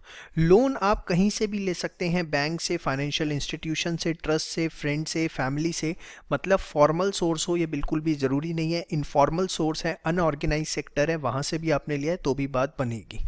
इंटरेस्ट ड्यू बेसिस पे अलाउड होगा, चाहे आपने एक्चुअली पे किया या नहीं पे किया, इससे कोई फ़र्क नहीं पड़ता, ड्यू बेसिस पे आप डिडक्शन ले सकते हैं। पेनल्टी इंटरेस्ट जो होता है कि सपोज़ आपने इंटरेस्ट की पेमेंट नहीं करी टाइमली और उसके बाद आपको थोड़े टाइम बाद आपने पेमेंट करी तो विद पेनल्टी या इंटरेस्ट पे इंटरेस्ट आपको देना पड़ा, तो इंटरेस्ट ऑन इंटरेस्ट अगर लगता है तो उसकी डिडक्शन नहीं मिलेगी। जो इंटरेस्ट की डिडक्शन मिलेगी वो सिर्फ जो आपने कैपिटल बोरो किया है उसकी मिलेगी। अगर इंटरेस्ट आपने टाइमली पे नहीं किया और उसके ऊपर इंटरेस्ट आपको देना पड़ता है तो उसका किसी भी प्रकार का कोई भी डिडक्शन नहीं मिलेगा। समझ में आई बात? श्योर। इसके बाद interest on fresh loan taken for repayment of earlier loan is allowed as deduction. ये क्या है? देखिए होता क्या है, सपोज आपने स्टेट बैंक ऑफ इंडिया से 40 लाख का लोन लिया मकान खरीदने के लिए, रेट ऑफ इंटरेस्ट था 10%। बाद में आपको किसी और बैंक से कम रेट ऑफ इंटरेस्ट पे लोन मिल जाता है। आपने एक बार तो एसबीआई से 10% पे ले लिया, बाद में आपको पंजाब नेशनल बैंक ऑफर करता है 9% पे, तो आप पीएनबी से लोन लेते हैं और वो अमाउंट एसबीआई को रीपे कर देते हैं, क्योंकि इस पूरे प्रोसेस में आपका इंटरेस्ट रेट कम हो जाता है। तो अगर आपने कोई इंटरेस्ट लोन लिया है, फ्रेश लोन लिया है, वो फ्रेश लोन किस लिए लिया है? रीपेमेंट ऑफ अर्लियर लोन के लिए, तो उसका जो फ्रेश लोन है उसका इंटरेस्ट आपको एज ए डिडक्शन अलाउड होगा। ये नहीं है कि आपको इंटरेस्ट का डिडक्शन मिलना बंद हो जाएगा। 5 बातें अभी तक बताइए, बोलो फटाफट क्या क्या। कंस्ट्रक्शन, रिपेयर, रिनोवेशन, परचेज के लिए आपने लोन लिया है, डिडक्शन मिलेगा। कहीं से भी लो, formal, informal sector, due basis पे मिलेगा, पेनल्टी इंटरेस्ट का नहीं मिलेगा। फ्रेश लोन लिया है रीपेमेंट ऑफ अर्लियर लोन के लिए तो भी डिडक्शन आपको मिलेगा। ठीक है। इंटरेस्ट अगर आपने आउटसाइड इंडिया पे किया है, सपोज आपने लोन लिया किसी फॉरेन कंट्री से आपने यूएसए से लिया, यूके से लिया, और आप किसी फॉरेन इंस्टीट्यूशन को इंटरेस्ट पे कर रहे हैं तो उसका डिडक्शन मिलेगा, लेकिन आपको फिर उसका टीडीएस काटना पड़ेगा, टैक्स डिडक्टेड एट सोर्स। आप टीडीएस काटेंगे तभी आप अगर आपने टीडीएस काट के उनको इंटरेस्ट पे किया है तभी आपको डिडक्शन अलाउड होगा, अदरवाइज आपको डिडक्शन अलाउड नहीं होगा।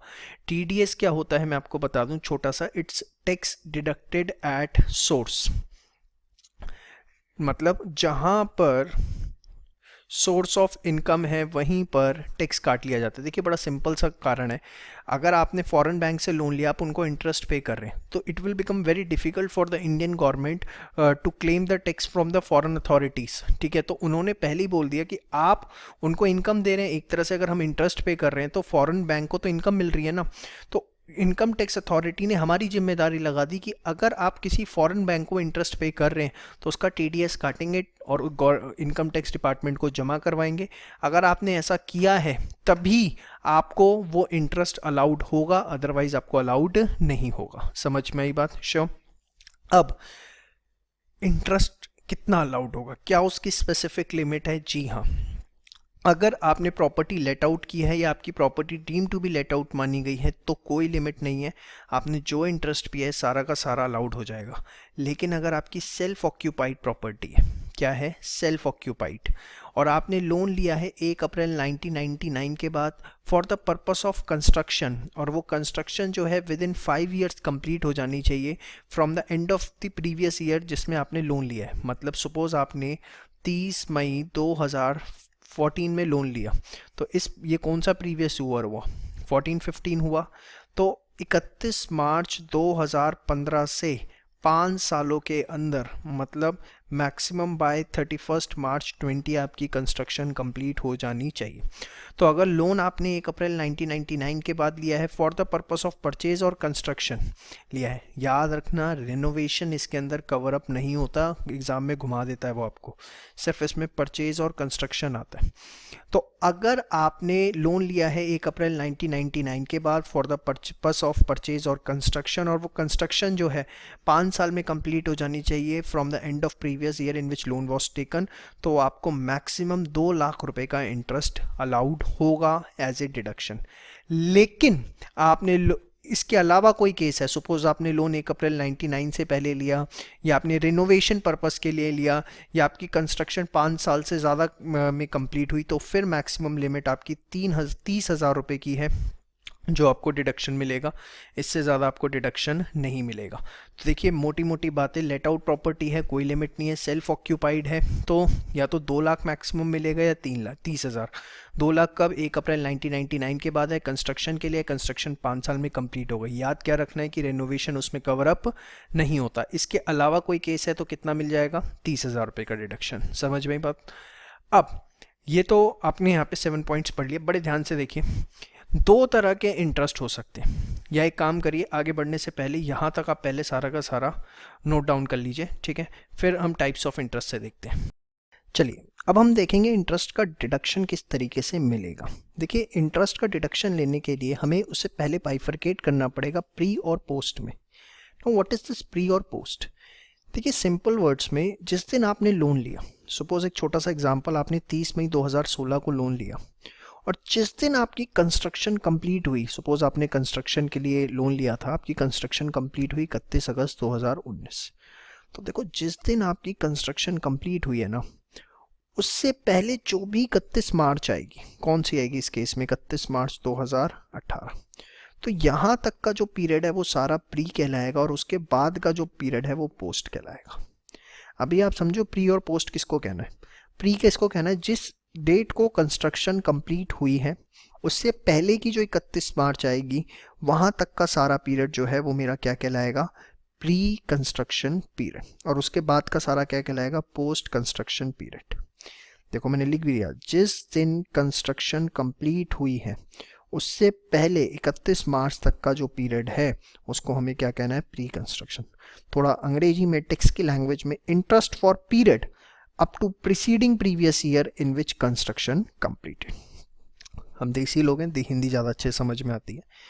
अब प्री कंस्ट्रक्शन पीरियड यहाँ से लेके यहाँ तक का जो इंटरेस्ट बनता है ना बेटा, उसका आपको डिडक्शन मिलता है 5 इंस्टॉलमेंट्स में फ्रॉम प्रीवियस ईयर, जिस प्रीवियस ईयर में आपकी कंस्ट्रक्शन कंप्लीट होती है। जैसे आपकी कंस्ट्रक्शन कंप्लीट हुई है 19-20 के अंदर, तो यहाँ से लेके यहाँ तक का जो भी इंटरेस्ट मिलेगा इसको हम डिवाइड बाय 5 कर देंगे, और उसका डिडक्शन हमें 5 इंस्टॉलमेंट्स में मिलेगा। कौन कौन सी इंस्टॉलमेंट्स में? 2019-20 में मिलेगा, फिर 20-21 में मिलेगा, फिर आपको मिलेगा 21-22 में, फिर आपको मिलेगा 22-23 में, और फिर आपको मिलेगा 2023-24 में। ऐसे 5 इंस्टॉलमेंट्स में आपको उसका डिडक्शन मिलेगा। समझ में आई बात? श्योर? पक्का? और पोस्ट वाली की कोई दिक्कत नहीं, आप वो फुल अमाउंट ले सकते हैं। एक एग्जांपल से समझाता हूँ आपको, ध्यान से देखिए। लोन लिया बेटा हमने 1 अप्रैल 2016 को, और उसने हमें बोला कि हमने ये रीपेमेंट्स करी हैं, इंटरेस्ट डिडक्शन बतानी है 19-20 की। कंस्ट्रक्शन कंप्लीट हुई 14 फरवरी 2020 को। 14 फरवरी 2020 को कंस्ट्रक्शन कंप्लीट हुई। इससे पहले की 31 मार्च कौन सी पड़ेगी? 31 मार्च 2019। तो 1 फरवरी 2016 जिस दिन आपने लोन लिया था, उस दिन से लेके 31 मार्च 2019, मतलब ये जो टाइम पीरियड है ये सारा का सारा क्या कहलाएगा? प्री। और इसके बाद का जो सारा टाइम पीरियड है वो क्या कहलाएगा? पोस्ट। ये वाला सारा टाइम पीरियड जो है वो पोस्ट एक्विजिशन कहलाएगा। इतनी बात आपको समझ में आती है? पक्का आती है? तो एक काम करो, पहले आप ये 8th वाला जो पूरा ये नोट डाउन कर लो, और ये एग्जांपल यहाँ तक नोट डाउन कर लो, फिर मैं कैलकुलेशन में लेके चलता हूँ। देखिए बेटा, हमने 1 अप्रैल 2016 को लोन लिया, हमने 1 अप्रैल 2017 को 3 लाख रुपए की पेमेंट कर दी। तो 1 दिसंबर 2016 से 31 मार्च 2017 तक एक तरह से हमने 12 लाख का लोन ले रखा था। 1 अप्रैल 2017 को अगर हमने 3 लाख की पेमेंट कर दी तो हमारे पास जो पेंडिंग लोन बचा, आउटस्टैंडिंग लोन बचा, वो 9 लाख रुपए का बचा। हाँ या ना? और कब तक? नेक्स्ट रीपेमेंट करी हमने 1/10/2018 को 4 लाख रुपए की, मतलब 30 सितंबर 2018 तक मेरा जो लोन था वो 9 लाख का था। मैंने फिर 1/10/2018 को 4 लाख रुपए की पेमेंट कर दी, 9 लाख में से, तो बचा कितना 5 लाख रुपए का लोन। कब तक? दिस इज अप टू 31 दिसंबर 2018, क्योंकि आपने फिर 1/1/2019 को आप देखिए आपने फिर 2.5 लाख की रीपेमेंट कर दी। तो अगर आपने 1/1/2019 को 2.5 लाख रुपए की पेमेंट कर दी, तो टिल टुडे अभी तक जो लोन पेंडिंग है वो कितने का है? 2.5 लाख का। सिंपल है यार, इसमें क्या है, क्यों दिमाग घुमा रहे हो अपना। 1 अप्रैल 2016 को कितने का लोन था? 12 लाख का। चलो टाइम स्केल पे सिखा भाई, इस दिन 12 लाख का लोन लिया आपने, तो यहाँ से यहाँ तक आपका लोन चला 12 लाख का। फिर 1/4/17 को आपने 3 लाख की रीपेमेंट कर दी, तो यहाँ से यहाँ तक आपका लोन था 9 लाख का। फिर आपने 1/10/18 को 4 लाख की पेमेंट कर दी, तो 9 लाख में से 4 लाख की पेमेंट कर दी, तो कितना बचा? 5 लाख।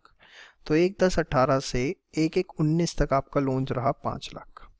फिर आपने 1/1/19 को 2.5 लाख की पेमेंट कर दी, तो 5 लाख में से अगर आपने 2.5 लाख की पेमेंट कर दी, तो 1/1/19 से 31 मार्च 19 तक, जो कि आपका प्री कंस्ट्रक्शन का एंडिंग डेट है, उस दिन तक आपका इंटरेस्ट कितने का रहा, सॉरी लोन कितने का रहा? 2.5 लाख का। समझ में आई बात? अब सिंपल है, इंटरेस्ट निकालना है। 1/12/16 से 31 मार्च 17 तक 12 लाख का लोन था। 12 लाख पे 12%, कितना टाइम गैप है ये? 4 महीने का, 48,000 आता है। फिर 1 अप्रैल 17 से 30 सितंबर तक आपका कितने का लोन था? 9 लाख का। कितने महीने? 1 अप्रैल 17 से 30 सितंबर 18 तक है। हाँ ध्यान से, तो ये 18 महीने हो गए।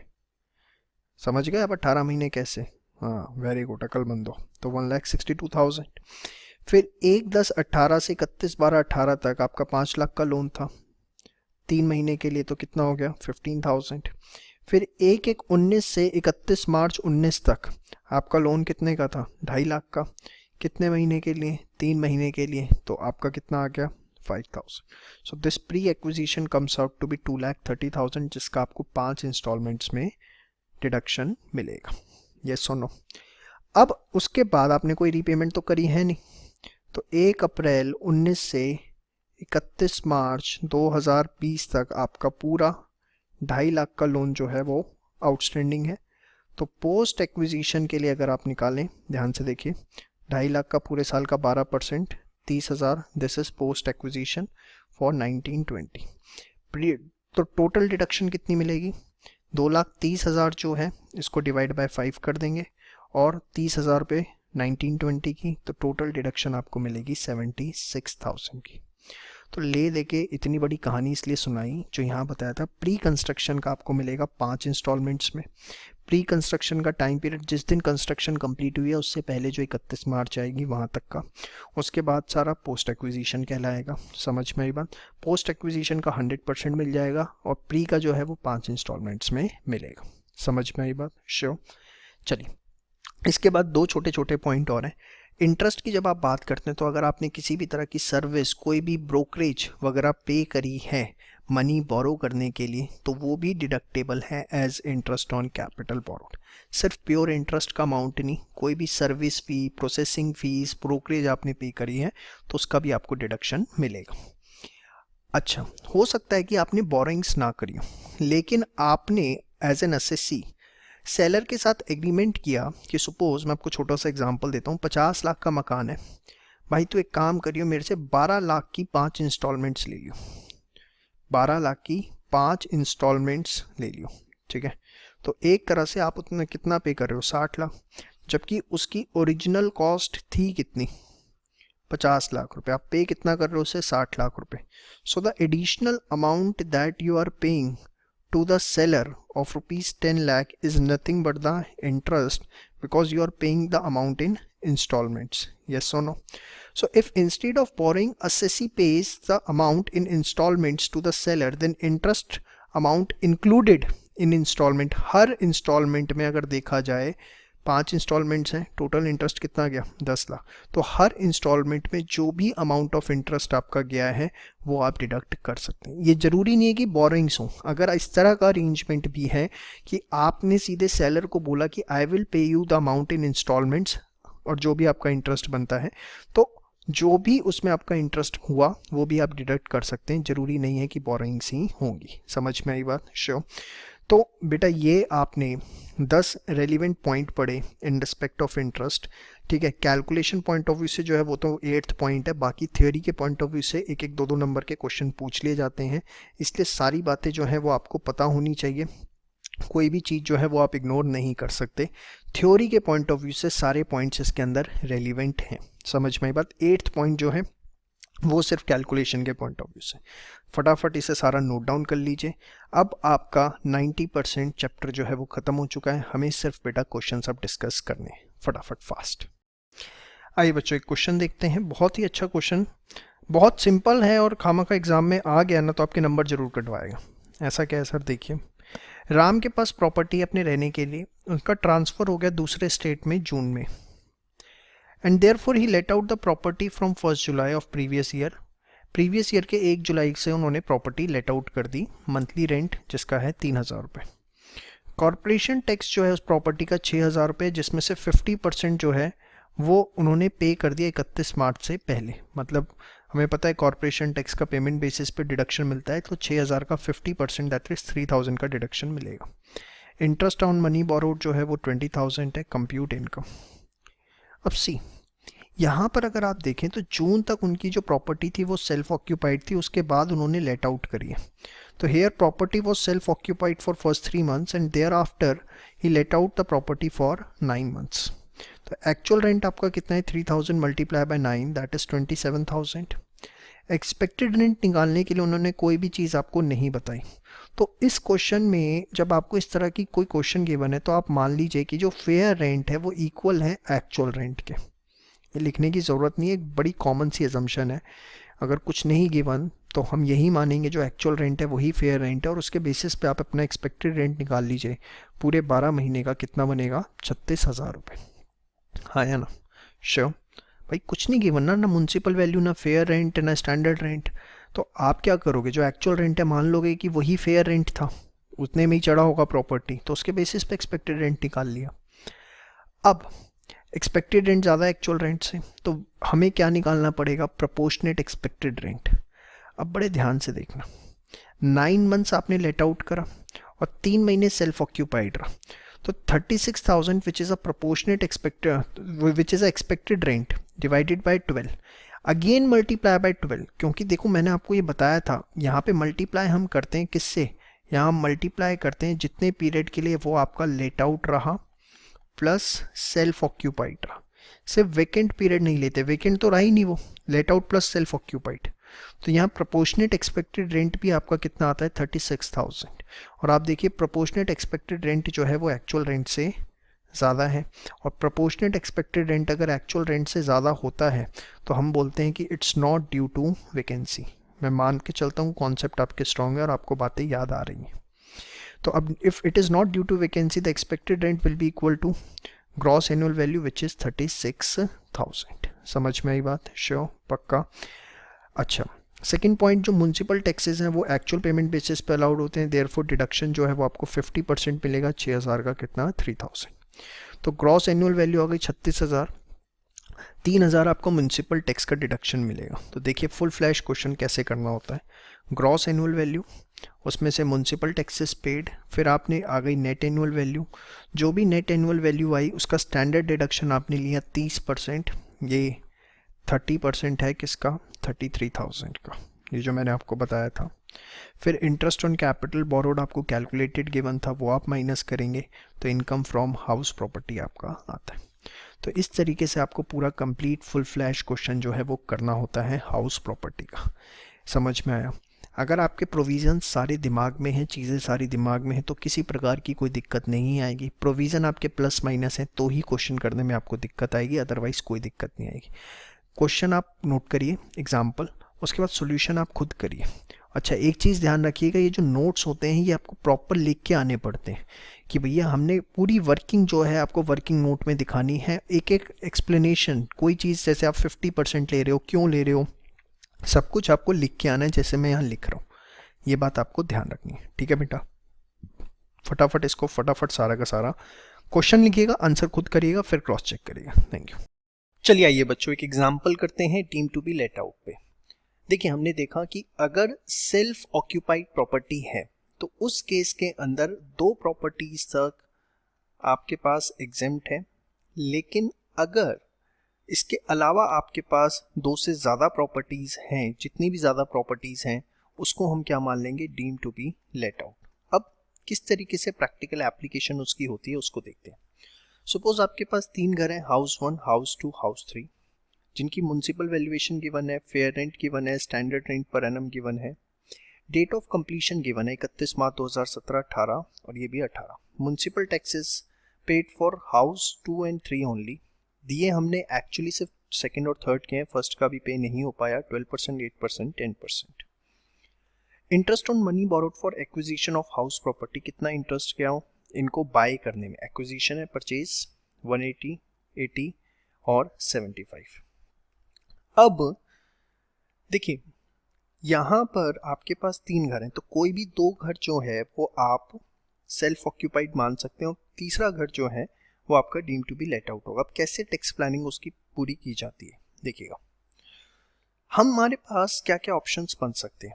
सबसे पहला ऑप्शन ये बन सकता है कि हम हाउस 1 और 2 इसको मान ले सेल्फ ऑक्यूपाइड, और जो हाउस 3 है उसको मान ले deem to be let out. पहला ऑप्शन ये हो सकता है।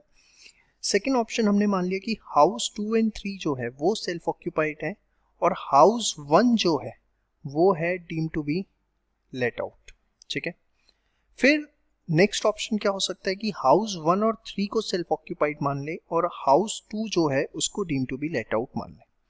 यही तीन ऑप्शंस हमारे पास है, क्योंकि देखो लॉ ये कहता है कि आप कोई भी दो घर सेल्फ ऑक्यूपाइड मान सकते हो और तीसरा आपका deem to be let out माना जाएगा। अब कौन से दो घर सेल्फ ऑक्यूपाइड आप मान सकते हो, it is completely up to you. तो ये तीन ऑप्शंस उस हिसाब से निकल के हमारे पास आते हैं।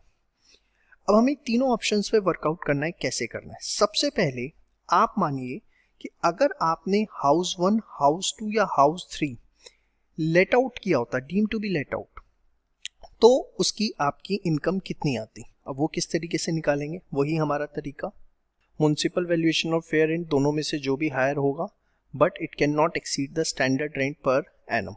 तो देखिए यहाँ पर हाउस 1 के केस में दोनों में से जो भी हायर है दैट इज 150 और 150 और 1 लाख में से जो भी लोअर है दैट इज 1 लाख, ठीक है। फिर यहाँ पर 115, 175 दोनों में से जो भी हायर है दैट इज 175, फिर 165 से कंपेयर करेंगे जो भी लोअर है 165। सेम वे यहाँ पर 2 लाख 250 दो भी जो भी हायर है दैट इज 250, फिर कंपेयर करेंगे 240 से तो 240, ठीक है। फिर म्युनिसिपल टैक्सेस उसने बोले थे सिर्फ 2 और 3 के पे किए, तो 1 के केस में तो हम निल लेंगे। इसके बाद यहाँ पर है आपका 8%, तो हमेशा ये हम किस पे लेते हैं, वैल्यूएशन पे लेते हैं म्युनिसिपल, ठीक है। तो 1,15,000 का 8% आप करेंगे तो this will be 9200। And same way यहाँ पर आप देखेंगे कि इट्स 10%, तो 2 लाख का जब आप 10% करेंगे तो इट विल बी 20,000, ठीक है। तो ये आपका आ गया नेट एनुअल वैल्यू। अब डिडक्शन, स्टैच्यूटरी डिडक्शन मिलती है 30%, 1 लाख का 30%, 155,800 का 30% और 2,20,000 का 30%। अब इंटरेस्ट ऑन लोन की जो फिक्स, क्योंकि आप यहाँ पर deem to be let out मान रहे हैं तो किसी भी प्रकार की कोई रिस्ट्रिक्शन नहीं हो। ये देखिए हमने पढ़ा भी था deem to be let out है तो कोई लिमिट नहीं है, लिमिट तब है जब वो सेल्फ ऑक्यूपाइड है, ठीक है।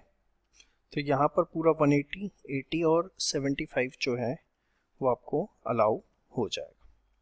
तो अगर deem to be let out मानते हैं तो इनकम हाउस 1 की आ रही है नेगेटिव में, हाउस 2 की 29,060 और हाउस 3 की 79,000। देखिए नेगेटिव में आने का मतलब ये नहीं है कि गवर्नमेंट आपको टैक्स वापस देगी, नेगेटिव में आने का मतलब ये कि अगर कोई पॉजिटिव इनकम होगी तो उसके साथ इसे आप एडजस्ट कर सकते हैं, और बाकी हम सेट ऑफ चैप्टर भी लेटर ऑन डिस्कस करेंगे।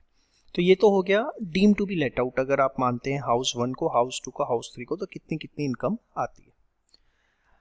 अब हम किसी दो प्रॉपर्टी को सेल्फ ऑक्यूपाइड मान रहे हो, तीसरे को लेट आउट, लेट आउट वाले ऑप्शंस हमने देख लिए। अब अगर हम हाउस 1 एंड 2 को सेल्फ ऑक्यूपाइड मानते हैं, computation of income from houses when they are self occupied, house 1 and 2, तो जब सेल्फ ऑक्यूपाइड मानते हैं तो ग्रॉस एनुअल वैल्यू आपको क्या लेनी है, निल, यस और नो। और इंटरेस्ट ऑन लोन जो है, अब क्योंकि एक्विजिशन पर्पस है तो मैक्सिमम जो है वो आपको 2 लाख रुपए अलाउ होगा। आप देखिए ये चीज आपने पढ़ी है मेरे साथ, self occupied loan taken on और after 1 April 99 only for purchase और construction not for renovation shall be completed within 5 years, तो मैक्सिमम 2 लाख है। तब अदर केस है तो 30,000 है। तो यहाँ पर एक्विजिशन लिखा है तो परचेज और कंस्ट्रक्शन नहीं मानेंगे, इसलिए 2 लाख रुपए तक की जो डिडक्शन है वो आपको मिल जाएगी। अच्छा, ये 2 लाख रुपए जो मिलती है ये कंबाइंड दोनों घरों की मिला के मिलेगी, ये नहीं है कि एक घर की 2 लाख है, इट्स कंबाइंड। यहाँ आपकी क्लैरिफिकेशन के लिए लिख भी दिया, लिमिट ऑफ 2 लाख और 30,000 is for both self occupied properties not for individual. तो 1 एंड 2 है। देखिए अब 1 एंड 2 को अगर सेल्फ ऑक्यूपाइड मानते हैं तो आपने टोटल पे किया है 180 प्लस 80, 2,60,000 आता है। बट क्योंकि मैक्सिमम लिमिट जो है सेल्फ ऑक्यूपाइड के केस में 2 लाख है तो सिर्फ यहाँ हम 2 लाख रुपए लेंगे, subject to maximum restriction of 2 lakh. तो नेगेटिव 2 लाख आ गया। House 2 and 3 nil. अब हाउस 2 एंड 3 पे अगर आप कंबाइन देखें 80 प्लस 75, आपने 155 जो है इंटरेस्ट पे किया है तो 155 ही मिलेगा, यहाँ 2 लाख तक जाने की बात ही नहीं आती। हाउस 1 एंड 3 पर अगर आप देखें 1 पे है 180 और यहाँ पे है 75, तो 180 plus 75 comes out to be 255, तो यहाँ पर भी मैक्सिमम जो है आपको 2 लाख का डिडक्शन मिलेगा। तो ये आ गई income from house property when they are self occupied. आपने देखो अभी तक क्या किया उसको समझो मोटा मोटा। आपने जो लॉ ने कहा उस हिसाब से 2 घरों को सेल्फ ऑक्यूपाइड माना, एक को deem to be let out, और जो जो ऑप्शंस बन सकते थे वो ऑप्शंस लिए। स्टेप 1। स्टेप 2 में आपने deem to be let out मान के एक एक घर को इनकम निकाल ली, जो भी इनकम आई। स्टेप 3 में आपने क्या किया, जो सेल्फ ऑक्यूपाइड के ऑप्शंस आपने लिए थे 1 एंड 2, 2 एंड 3 एंड 1 एंड 3, ये ऑप्शंस ये लिए थे आपने, इसके हिसाब से आपने इनकम फ्रॉम हाउस प्रॉपर्टी निकाली। आपको पता है जीएवी नील लेना होता है। अब ऑप्शन 1 क्या था, house 1 and 2 are self occupied and house 3 is deem to be let out. 1 and 2 जो है वो सेल्फ ऑक्यूपाइड है और हाउस 3 जो है आपका deem to be let out है। ठीक है, तो हाउस 3 आपका deem to be let out और 1 एंड 2 सेल्फ ऑक्यूपाइड, तो माइनस 2 लाख और प्लस 79,000, माइनस 2 लाख प्लस 79,000, तो this comes out to be 1,21,000। देखिए वही चीज, बहुत आसान है, कोई इसमें टेक्निकल एस्पेक्ट नहीं है। हाउस 2 एंड 3, हाउस 2 एंड 3 जो हैं वो आपके सेल्फ ऑक्यूपाइड है तो माइनस 155, और हाउस 1 आपका deem to be let out है तो माइनस 10, तो यहाँ पर दोनों नेगेटिव हो गए, माइनस 265। फिर house 1 and 2 are self occupied and house 1 and 3 are self occupied and house 2 deem to be let out, तो ये माइनस 2 लाख और ये 2960 पॉजिटिव, तो माइनस 2 लाख प्लस 29060, तो माइनस 170940। तीनों ऑप्शंस में आपकी इनकम आ गई। अब देखिए लॉ के हिसाब से आप ये भी ऑप्शन ले सकते हैं, ये भी ऑप्शन ले सकते हैं, ये भी ऑप्शन ले सकते हैं, तो बेटर है कि आप इस ऑप्शन के लिए जाएं। यहाँ आपकी नेगेटिव इनकम जो है वो ज़्यादा आ रही है, उससे आपको जो है सेट ऑफ में बेनिफिट मिलेगा। सेट ऑफ में क्या कि सपोज आपकी बिजनेस इनकम भी है, बिजनेस इनकम है आपकी 10 लाख रुपए की, तो आप क्या कर सकते हैं, इस 10 लाख रुपए की जो बिजनेस इनकम है आपके प्रॉफिट है उससे इस माइनस 2,65,000 को सेट ऑफ कर सकते हैं, और जो आपकी नेट इनकम आएगी 7,35,000 उसी पे आपको जो है इनकम टैक्स देना पड़ेगा। यही अगर तीनों पॉजिटिव होती तो सबसे लीस्ट वाला हम लेते, रीजन बीइंग उससे हमें कम से कम इनकम टैक्स देना पड़ता। ये आपके लिए यहाँ पर पॉइंट्स मेंशन भी कर दिए, इसको बहुत अच्छे से कर लीजिएगा, वीडियो को 2 बार देखिएगा, क्योंकि एक बार में हो सकता है इतना अच्छा समझ में ना आए, लेकिन अगर आप 2 बार कंसंट्रेशन से देख लेते हैं तो आपको किसी प्रकार की कोई दिक्कत नहीं आएगी। चलिए नेक्स्ट एग्जांपल देखते हैं। Krishna has house having 2 identical units, मतलब समझे, एक प्लॉट ऑफ लैंड है, उस पे उन्होंने ग्राउंड फ्लोर बना रखा है और उसी के ऊपर first floor. First unit is self occupied and another is rented at 12,000 per month. एक उनकी सेल्फ ऑक्यूपाइड है और दूसरा उन्होंने रेंट पे दे रखी है। Rented unit was vacant for 3 months। Standard rent, municipal valuation, fair rent. देखिए एक ही हाउस में दो आइडेंटिकल यूनिट्स हैं, और ये जो डिटेल्स आपको गिवन है ये सारी हाउस की गिवन है। उस हाउस में से एक यूनिट आपको माननी पड़ेगी सेल्फ ऑक्यूपाइड और एक यूनिट आपकी लेट आउट है। तो ये सारी चीज़ें डिवाइड बाय 2 होंगी, क्योंकि ये हाउस की पूरी डिटेल गिवन है और उसे हमें उस हाउस में दो यूनिट्स हैं। समझ में आई बात? Municipal tax, light and water, interest and capital borrowed, insurance charges, painting charges, तो इन सब का तो कोई डिडक्शन मिलता नहीं except interest on capital borrowed. Compute income from house property of mister Krishna. चलिए सबसे पहले सेल्फ ऑक्यूपाइड जो है, सेल्फ ऑक्यूपाइड के केस के अंदर we know that annual value, net annual value हम क्या लेते हैं, नील। डिडक्शन अंडर सेक्शन 24 30% वाली नील होगी। इंटरेस्ट अगर आप देखें तो 2000 रुपीज़ पर मंथ है, तो साल का कितना हो जाता है 2000 मल्टीप्लाई बाय 12 24,000, और ये पूरे के पूरे हाउस का है। तो अगर आइडेंटिकल यूनिट्स हैं, दोनों एक जैसी हैं, तो यूनिट 1 यूनिट 2, यूनिट 1 का हो जाएगा कितना 12,000 और ये हो जाएगा 12,000, ठीक है। तो 12,000 का डिडक्शन मिलेगा। और देखिए कोई भी केस हो, चाहे वो 2 लाख वाला हो सेल्फ ऑक्यूपाइड में, 30,000 वाला हो, 12,000 का डिडक्शन लेने में कोई दिक्कत नहीं है, क्योंकि अगर 30,000 से ज़्यादा हो रहा होता, सपोज ये 35,000 होता, तो हम कंडीशंस चेक करते कि 2 लाख तक जा सकता है या नहीं। तो 12,000 है और 30,000 तक की तो in any case limit allowed है ही, तो 12,000 का डिडक्शन लेने में हमें कोई दिक्कत नहीं है। ये नेगेटिव 12,000 आ गया। यूनिट 2 जो हमने लेट आउट करी 12,000 रुपये पर मंथ पे, यस और नो, तो देखिए रेंट रिसीव्ड हुआ 12,000 इंटू 9 100 1,08,000। एक्सपेक्टेड रेंट निकालेंगे आप, तो म्युनिसिपल रेंट और फेयर रेंट दोनों में से जो भी हायर होगा, और ये हाफ ऑफ वैल्यू ले रहे हैं क्योंकि जो आपको वैल्यूज़ गिवन है वो फुल हाउस की गिवन है। फिर उसे स्टैंडर्ड रेंट से कंपेयर करेंगे, इसका हाफ दैट इज़ 1,10,000, तो जो भी लोअर होगा 110। अब अगर आप देखें एक्सपेक्टेड रेंट ज़्यादा है रेंट रिसीव्ड से, तो is it due to vacancy, तो प्रोपोर्शनेट एक्सपेक्टेड रेंट निकालेंगे। तो 1,10,000 डिवाइड बाई 12 मल्टीप्लाई बाय 9, क्योंकि 3 महीने वैकेंट रहा था ना क्वेश्चन में गिवन है आपको, तो इसलिए मल्टीप्लाई बाय 9। अब मैं समझता हूँ आप इस चीज़ के एक्सपर्ट बन चुके हैं। 80 to 500। अब प्रोपोर्शनेट एक्सपेक्टेड रेंट जो है वो कम है एक्चुअल रेंट से, तो it is due to vacancy होगा। तो ग्रॉस एनुअल वैल्यू किसकी इक्वल होगी, एक्चुअल रेंट की, that is 1,08,000।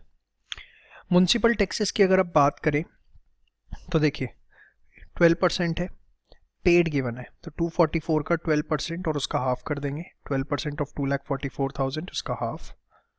Net annual value, फिर 30% डिडक्शन मिलेगा 93,360 का 30%, और फिर interest on capital borrowed same way अगर आप देखें तो दिस इज 2,000 मल्टीप्लाई बाय 12 उसका हाफ, ठीक है। तो ये आ गया 53,532। यहाँ नेगेटिव है 12,000, यहाँ पॉजिटिव 53,5,352, तो नेट इनकम आपकी हाउस प्रॉपर्टी से आ गई 41,352। तो देखिए क्वेश्चन में कुछ भी नहीं है नया, एक्सेप्ट इस बात के कि आइडेंटिकल यूनिट्स हैं तो चीज़ें हमें हाफ ऑफ करके लेनी है। समझ में आया? इंपॉर्टेंट क्वेश्चन है, फटाफट इसको नोट डाउन करिए, कोशिश करिए पहले आप खुद ही हो जाए, ठीक है। उसके बाद जहाँ दिक्कत आए वहाँ चेक करिएगा, और इस तरीके से आपको एग्जाम में प्रॉपर वर्किंग नोट बना के आने हैं, तभी आपको फुल मार्क्स मिलेंगे। Thank you. चलिए एक बहुत ही इंपॉर्टेंट क्वेश्चन बेटा स्टार्ट करने जा रहे हैं, ध्यान से देखिए। A and B construct their houses on a piece of land.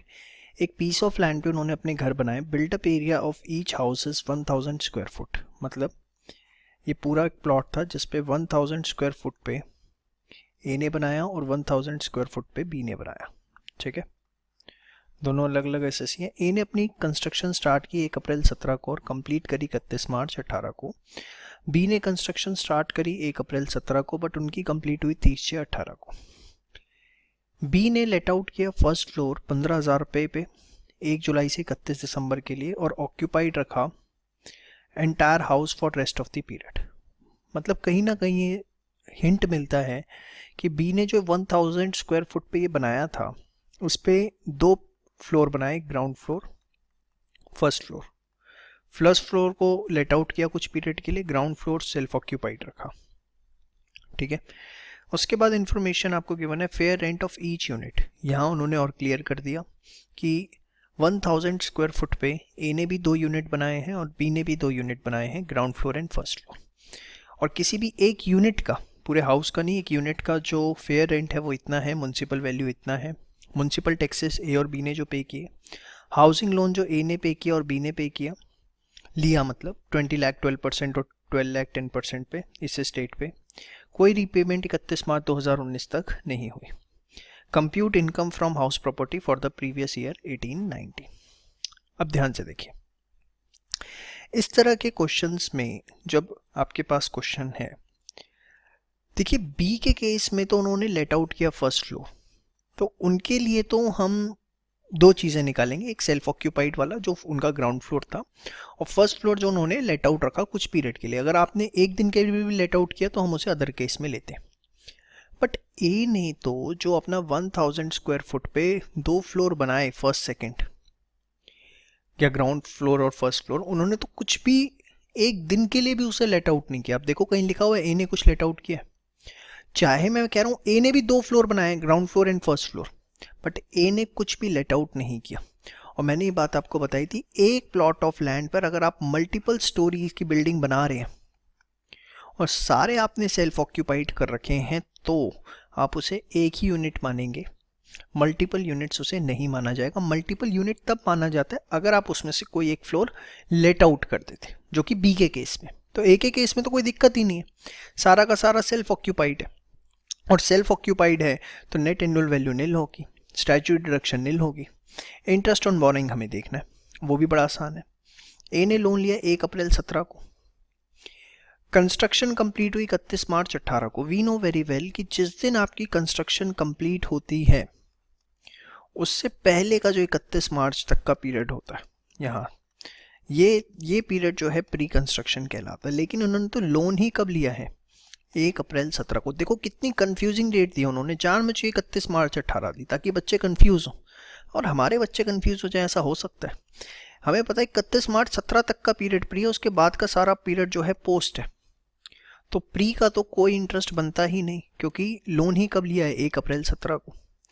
और हमें जो हाउस प्रॉपर्टी इनकम निकालनी है 18-19 के लिए निकालनी है, मतलब इस पीरियड के लिए। ये सुनो, कोई दिक्कत नहीं है। तो देखिए लोन उन्होंने जो लिया है वो 20 लाख का लिया और साफ साफ बोल दिया कोई रीपेमेंट नहीं करी। तो अगर यहाँ 20 लाख का लोन था तो यहाँ भी 20 लाख का लोन है, और उस 20 लाख पे फिर आप 12% है, कितना हो गया पूरे साल का, 240। बट क्योंकि सेल्फ ऑक्यूपाइड प्रॉपर्टी है, 1 अप्रैल 1999 के बाद है और 5 साल से कम में कंस्ट्रक्शन कंप्लीट हो गई, तो 2 लाख रुपए तक का डिडक्शन मिल जाएगा। 240 का तो नहीं मिलेगा, स्पेशल केस है, ठीक है। तो देखिए, since construction completed on 31 March 18, pre construction period will end on this but loan was taken on this, therefore entire period will be considered as post construction. 17-18 का डिडक्शन जो है would be taken in 17-18 previous year. Also loan taken after this for construction purpose, construction 5 साल से पहले complete हो गई इसलिए maximum deduction 2 lakh का मिल जाए। तो ए के केस में तो कोई दिक्कत ही नहीं, सप्पा जो आएगा वो बी में आएगा, क्योंकि इन भाई साहब ने बुद्धि लगा ली, और बुद्धि ये लगा ली कि कुछ पार्ट लेट आउट कर दिया। तो देखिए ground floor self occupied, first floor let out. जो सेल्फ ऑक्यूपाइड है उसमें भी दिक्कत नहीं है, नील नील नील नील, इंटरेस्ट देखना पड़ेगा क्योंकि इतनी डिडक्शन मिलेगी। फर्स्ट फ्लोर जो है उनका, उन्होंने लेट आउट किया 15,000 रुपये पर मंथ, 1/7/2018 से 31 दिसंबर, 6 महीने के लिए। तो 15,000 इंटू 6 कितना हो गया, 90,000 रेंट रिसीव्ड। अब एक्सपेक्टेड रेंट हम निकालेंगे, बड़े ध्यान से देखिएगा, बड़ा इंपॉर्टेंट क्वेश्चन है। अगर आप देखिए ये fair rent per annum given है, municipal value per annum given है। अरे इनकी तो कंस्ट्रक्शन ही 1 जुलाई 18 को, 30/6/18 को कंप्लीट हुई है, आया ना। जब मकानी 30/6/18 को बन के कंप्लीट हुआ है, बड़े ध्यान से समझना, 30/6/18 को मकान बन के कंप्लीट हुआ, ठीक है, 1 अप्रैल 18, और यहाँ पे आ गई आपकी 31 मार्च 19। तो ये पूरा 18-19 का जो पीरियड है आपका, इसके अंदर ये जो टाइम पीरियड आप देख रहे हैं, इस पीरियड के लिए वो प्रॉपर्टी हाउस प्रॉपर्टी है। इस पीरियड के लिए तो वो अभी हाउस प्रॉपर्टी ही नहीं है, हाउस प्रॉपर्टी तो वो कहलाएगी यहाँ से for the period of 9 months. Yes और नो। और यहाँ भाई कंस्ट्रक्शन ही 30/6 को कंप्लीट हुई है, मैं क्या करूँ? पिछले मिस्टर ए के केस में दिक्कत ही नहीं थी, उनकी 31 मार्च को हुई थी कंप्लीट, बट इनकी 30/6/18 को कंप्लीट हुई है। आप देखो तो 1 जुलाई से उन्होंने लेट आउट कर दिया। और यहाँ जो फेयर रेंट है वो पर एनम गिवन है दोनों। अब जब आपकी हाउस प्रॉपर्टी ही वो 9 महीने के लिए है, तो आप म्यूनसिपल वैल्यू फेयर रेंट पूरे साल का कैसे ले सकते हो? वो भी तो आपको प्रोपोर्शनेट करना पड़ेगा, क्योंकि वो पर एनम गिवन है। Whatever you have to take municipal value और fair rent is for the period for which it is house property up to 36। वो हाउस प्रॉपर्टी ही नहीं है, वो बिल्डिंग अंडर कंस्ट्रक्शन है, जो कि हमने सबसे पहले पढ़ा था। ऐसी मैंने थोड़ा ना बोला आपको इंपॉर्टेंट क्वेश्चन है। हाउस प्रॉपर्टी वो 30/6/18 से 31 मार्च 19 9 महीने के लिए, इसलिए दोनों को 9 महीने पे प्रोपोर्शनेट किया। जो भी दोनों में से हायर आएगा, ठीक है, वो लेंगे।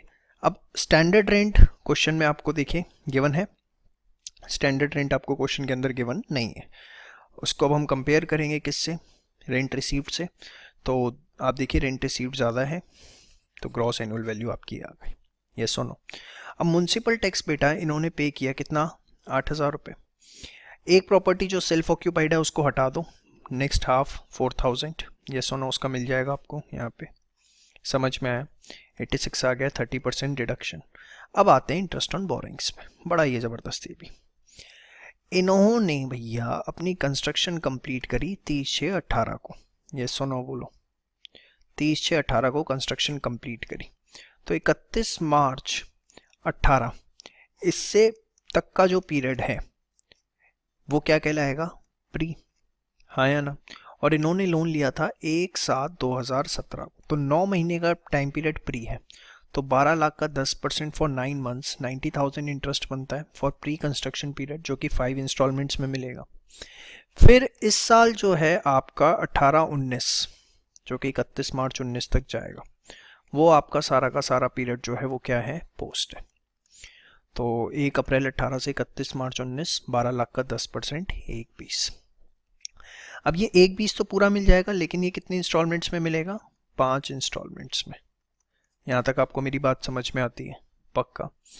भाई दोबारा रिपीट कर देता हूँ, कंस्ट्रक्शन इनकी कंप्लीट हुई है 30/6/18 को, तो 30/6/18 को अगर कंप्लीट हुई है तो 31 मार्च जो पहले आएगी वहाँ तक का पीरियड प्री कहलाएगा।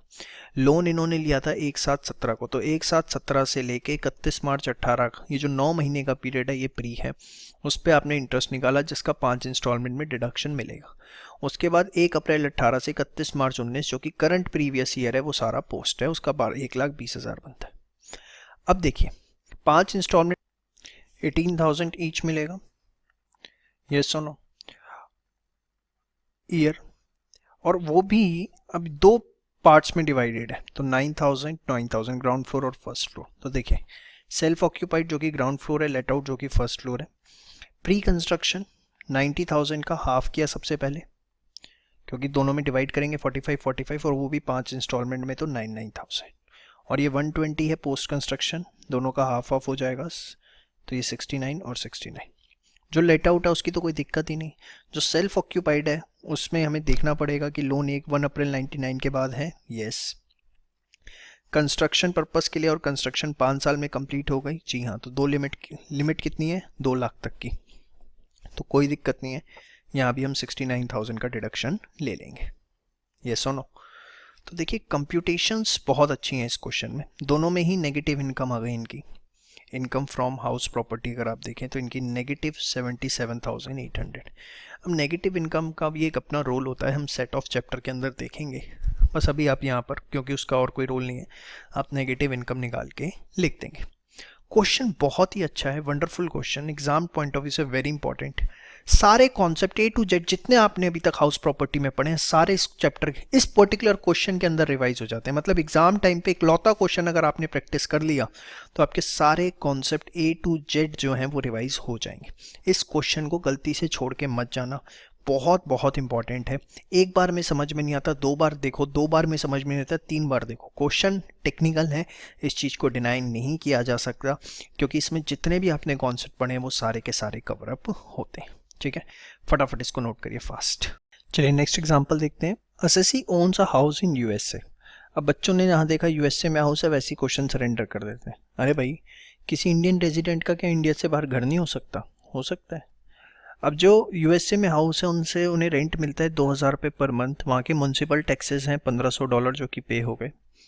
मुंबई में भी घर है एक यूनिट, सेल्फ ऑक्यूपाइड है, और दूसरी यूनिट है लेट आउट कर रखी है 10,000 रुपये महीने पे। म्यूनसिपल टैक्स हाउस के गए 7500। देखिए हाउस का जब भी वर्ड हाउस लिखा होगा ना, तो हाउस का मतलब होता है सम ऑफ यूनिट्स, मतलब दोनों यूनिट्स का मिलाकर। लोन रिपेमेंट हुई इतनी जिसमें 24,000 रुपये इंटरेस्ट है, तो हमें इंटरेस्ट से मतलब है और किसी चीज़ से नहीं।